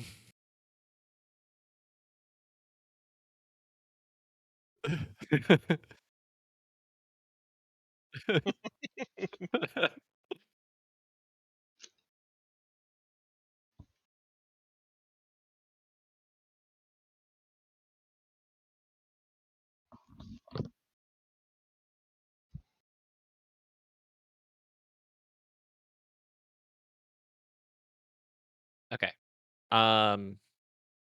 Is it okay if Alexei, Janice, Rose, and Julia hang out with you?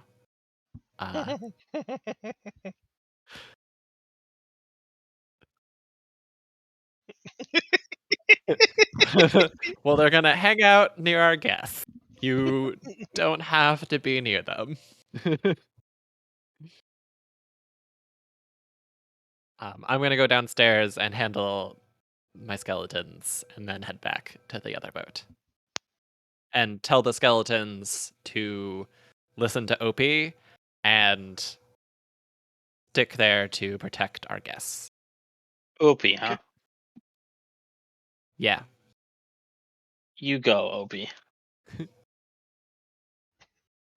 All right. So then everyone minus Zaz will be going back to the Exalted to have an audience with the Queen and help her communicate with Ariel. True or false? True. Cool.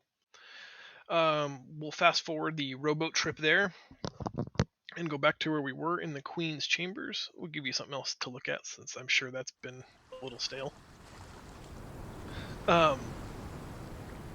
Back on the Exalted, there are 2 new armed guards in the room. You can tell that they were not the Queen's idea, but more like a, concession to her security advisors. None of them have weapons drawn, but I think they're there just in case. She asks if this is she cocks her head, woman you told me about? Yes. Yes. She says she's sorry, she knows nothing of your people.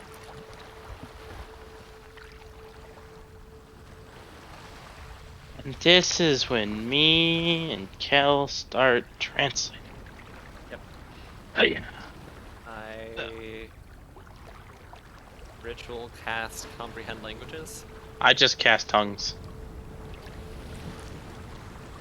Just tongue it. Ooh, tongues is. I no longer have 3rd level spells after casting that. Okay. Okay, so having both of you work as interpreters, she introduces herself. The Queen steps forward, just saying in like very basic common, because she hopes it's going to be easier for you to translate, that she is called Gwendolyn, and that she is the leader of her people, and asks what her name is, and if she has a special place amongst her people. You translate. Ariel again says that her name is Ariel. She is the student of Malenti, and that she is presently one of the likely candidates for ascension, but that currently she is not one of the Triune and cannot speak for her people, but is happy to answer any questions that the Queen might have. The Queen goes back and forth a little bit with her, kind of skirting that line between statistical data that seems more like, military inquest than it does getting to know you information. How many people do you have? How advanced is your civilization? Do you have many spellcasters? Lots of questions that could, under a certain lens, be viewed as like surveillance, but then asks a bunch of other questions about religion and about food and about cultural practices, and you can tell that both of them are going back and forth, exchanging these kind of pleasantries, waiting for the elephant in the room, the big discussion point of what do you want is ultimately what the Queen says.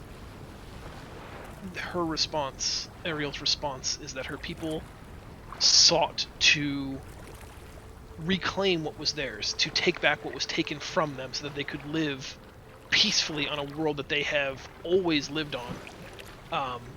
They were tired of living beneath the seas. They had outgrown that community, and they could no longer abide watching the people in the surface world abuse the natural magics of this planet to such a place that it was devastating, detrimental, potentially even hazardous to the world itself.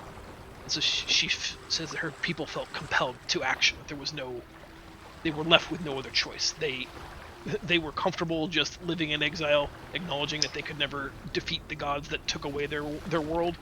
But once you guys were going to just poison it into oblivion by abusing and neglecting it, they could no longer stand idly by. That's why for the last few generations they've learned all that could be learned about the surface people and committed to building an army and a force to challenge them. And she says all we've ever wanted is what is ours. The queen, in turn, accuses her very casually of murdering people. Friends of hers, unarmed women and children. This is where the conversation starts to sort of devolve, and the translators, you guys can kind of feel it. There's tension rising between the two voices. Now, instead of exchanging pleasantries, they're closer to exchanging accusations. Do either of you want to attempt to steer the conversation a certain direction? Yes. I'd rather, instead of finger pointing and blaming things that have already occurred, why not focus on what we can do going forward?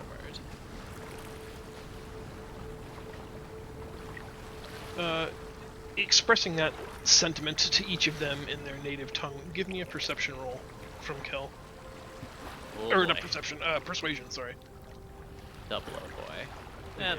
Just as bad. I'm really good at that. Hey! Oh, it doesn't matter. With the power of the crit!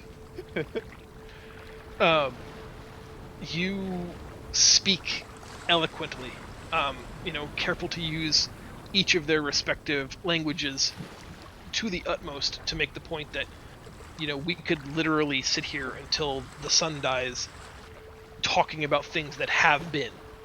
Everyone in this room has made regrettable mistakes they wish that they could take back. But there is no path forward if we only ever look backward. Starting today in this room, how do we coexist and what does the path forward look like? And they both honestly don't know, and that, to you that seems like a fair response. The queen asks if their leadership, this triune, you said, would they be willing to hear us? She feels that she needs to talk to someone leader to leader, someone who can make decisions for her people. This is where Ariel gets a little sketchy. She looks to the two of you and says, I don't know if they would meet her. Certainly not the entire triune. You've already met one of them, and she does not like you. What should I tell her? What of the other two? She says that for her entire life, the Sawagan people have been governed by the triune of Calypso, Undyne, and Senara. Senara is the oldest and most likely to depart the triune soon, but Undine is the most powerful militaristically speaking, and has the ear of most of the common people. She represents, 1/3 of their leadership, and you do not get along well with her. No. Would either of the other two listen? She says that Calypso is the one who taught Malenti, who in turn taught me. She is a wise person, an open-minded person. She's the one who took the most offense to the way the Uplanders utilize magic and find their practice to be abhorrent. But she is wise. you could potentially reach her. And Sonara is the oldest of the three, and has long thought that Undine's desire to wage war against the Outlanders was maybe not the best course of action. She thinks you have potentially 2 allies among the Triune, were you to make your case well. Okay. Kel has an interest in speaking to Calypso first, especially because they are intrigued at the idea of learning how to ask for magic instead of taking it after their conversation with Valenti. And so they have a double interest in striking that conversation. Okay. The excuse me. I'm gonna mute for a second. And he was Oh, never sorry. heard from again. Oh, That was a good campaign, guys. it's like the smallest amount of water anyone's ever choked on. Ariel says that all decisions have to be made together, like the Triune meets and speaks together, that some people would consider it not treasonous, but certainly very poor form to only speak to Calypso. But she says we won't know until we try. She asks if she's using that expression correctly. Yes, that is correct. Was there a way... Oh, sorry. Basic.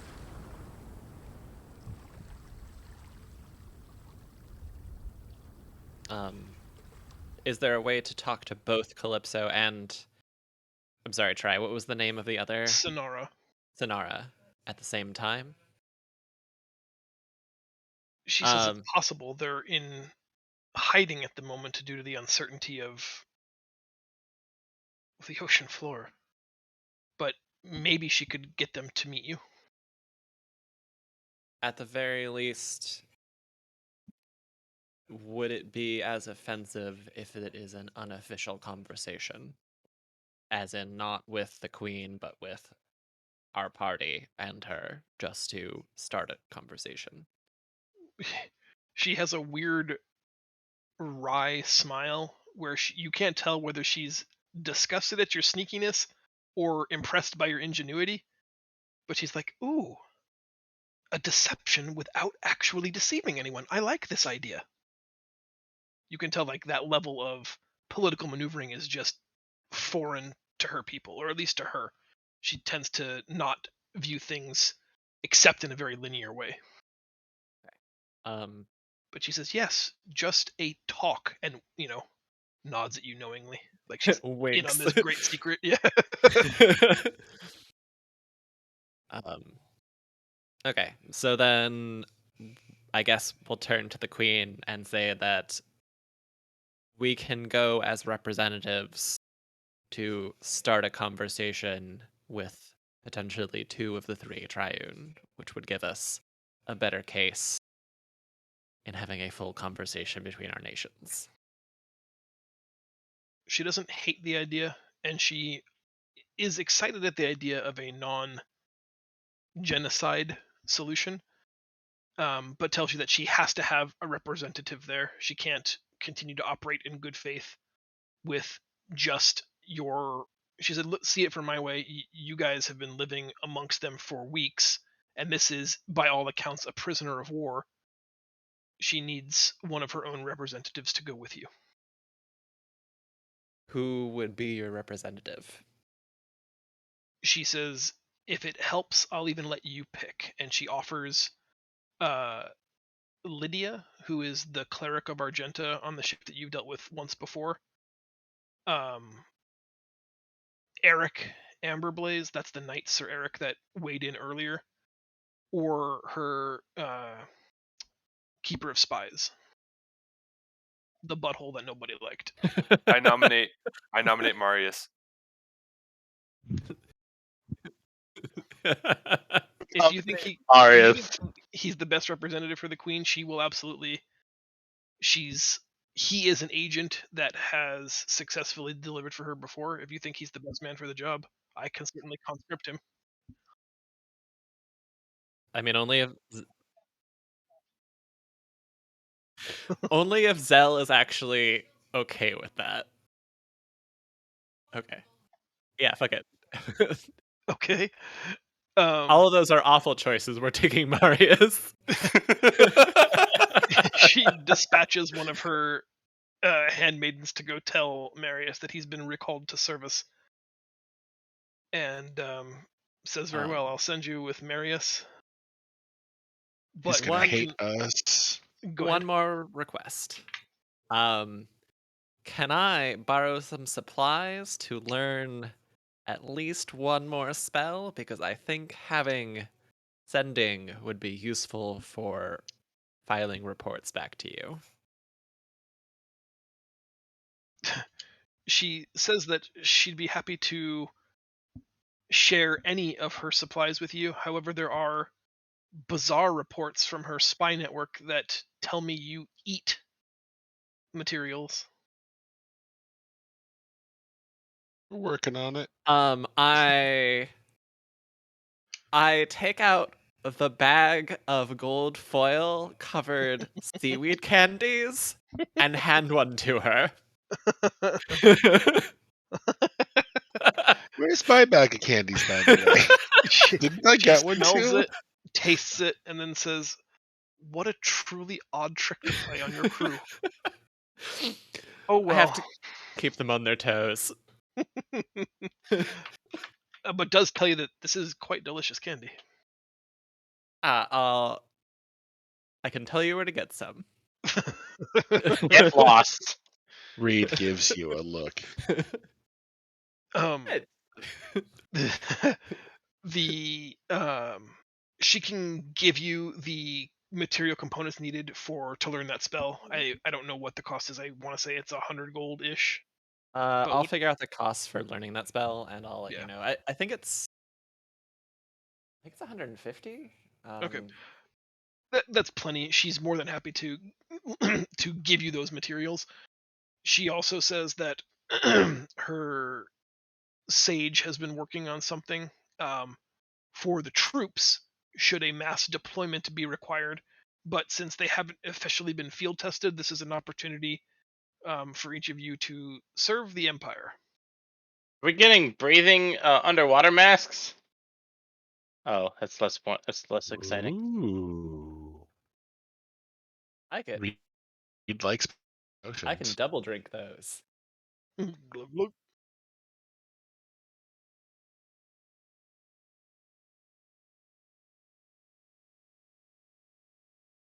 No, you get more like you turn into like jelly.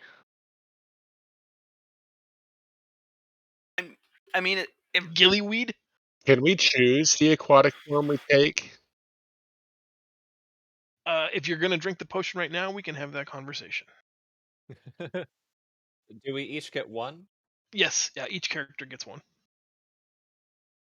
Nice. And one for Zaz. Which says Both. How many Zazes? Oh, right. I got you. Finger on nose. Oh man. Yeah, she says that she's excited. She's anxious to hear back from you. And once Ariel has left the room, she has the knight stop you all from leaving and says that she's operating in good faith and she wants the most positive outcome that can be had here. But she also cannot wait indefinitely. She says she will give you 2 days, that at sunrise on the second day, if no positive outcome has come from these negotiations, if there's no sign of a peaceful treaty, surrender, or armistice, she'll have no choice but to pursue the military solution. That her people are counting on her and she will not fail them. But she says to please trust that she wants peace if peace can be had. Do our best. And I think, guys, we're going to end the session here because we cannot get into much more at 8:30. It's a little bit Ye- Cool. early, but I don't want to get into an hour-long combat nope, or that seems like another a smart choice. good dialogue exchange. So Any want to resolve any stuff with Zell Or Zaz? Let's- Sure, let's tie up loose ends. Anybody on the Exalted? Is there anything else you want to do while you're on the Exalted ship before we go back to the Zaz's Vengeance? Uh, Resupply my healer's kit. Sure. Good call. Make sure it's got 10 charges. Thanks. can I learn more spells or just sending? Um, what else would you want to learn? Is there anything that I really need? Uh, ah, um, potentially gentle repose. I don't know. I can't actually think of anything else that I need right now off Okay. of my wish list. Uh, maybe dispel magic. That could probably be useful. Dispel magic, I think, is like standard enough that would be in one of the mage's spell books. So Okay. you can copy dispel magic and sending, or is it sending you wanted? Yeah, sending. Okay. Um, So is she gonna let us do a long rest before we do this, or no? sure. You guys can take a long rest, and then Sweet. just go at first light tomorrow morning. Nice. And then Zaz will go back once everybody's on board the Vengeance. You have spent some time meditating. Did the meditation yield any results you want to share?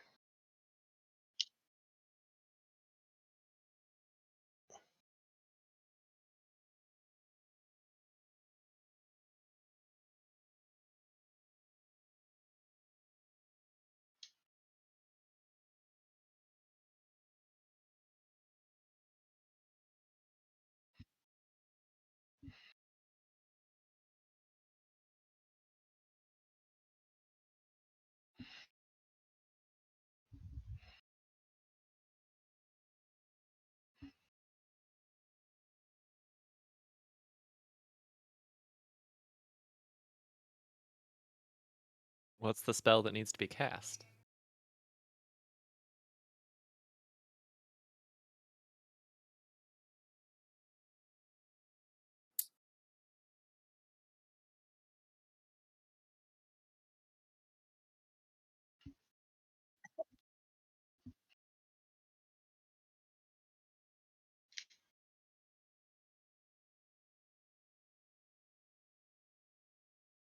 Suddenly, Kel disappears.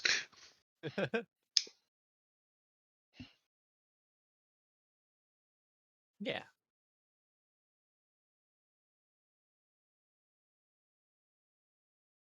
I do want to point out that my options this morning was to eat metal or flesh.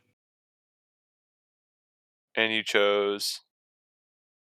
Not anymore. You should maybe not go into the armory, and we might need to restock in our ship. How much? How much of the armory did I eat? Try. Most of the weapons, all of the arrowheads, all of the spear tips, all of the long swords, and So, several of the short swords. as quartermaster, Kel, Yeah, I'm gonna maybe go back. I'm gonna go we back. reorder. should do it. I'm gonna go back to the other ship and ask for a bunch of restock of our armory. We got like a weird rust monster situation. Don't need any Hey, spear hafts or arrow shafts, just we the metal lost. bits. We lost most of it when we kind of sunk the ship. Yeah.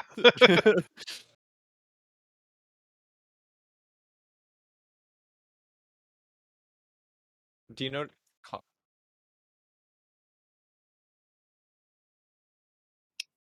What is the spell actually called? Ah, that's a cool So, spell. I had a thought tonight. Just What one. if we pulled a I'm blanking on the shit. What's that? Yeah, I had a thought and now I lost it. Wow. Um, I'm sure she was pretty. Thought. shit. Hold on. I'm thinking.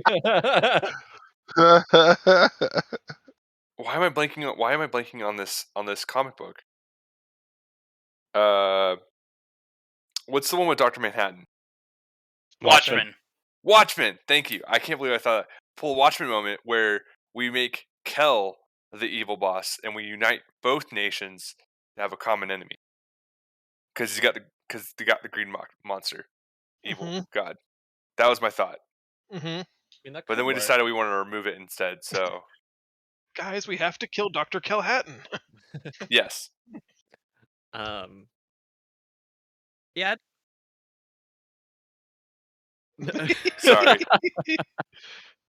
I don't really want to tell the queen what's going on with the helmet if we can avoid it. Well, I mean, like we could dispel it and then maybe accidentally let this greed god into our world, and then we can unite the two nations to fight it. for truth and love. Well, maybe. Well, That is a then sacrifice it I'm wasn't willing worth to it. make. Well, then I was wrong. But that's just a thought I had in my head. Yeah, I mean, not all thoughts have to leave your head. Fine, try. That's true. That was brutal.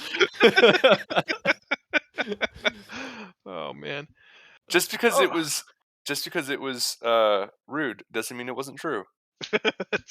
That is like 90% of my everyday.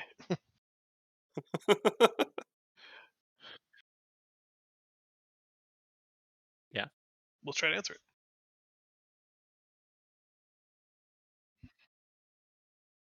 Do you have half a thought?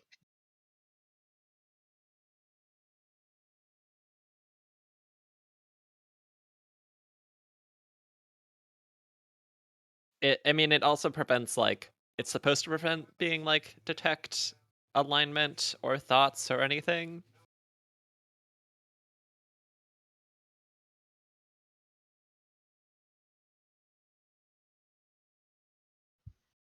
I'm pretty sure the last person that had it put it on mistake, just like me. But also, it's why I can do this, and then I shoot an Eldritch Blast, and then I do the tentacles.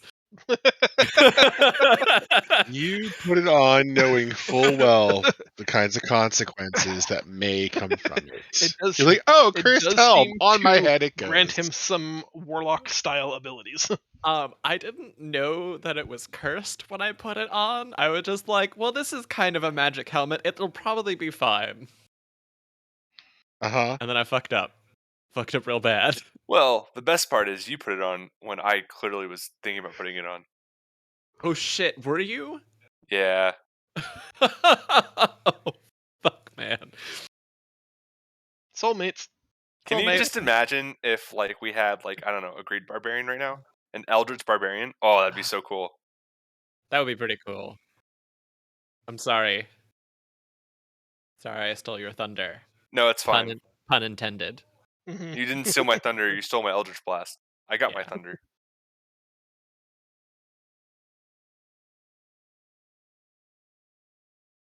Yeah, I straight up like want to dispel this and keep wearing the helmet, so when I die, I go in the helmet, and then I can live on in other campaigns. Mhm. Like, What are you doing? I'm practicing. Frostmourne hungers.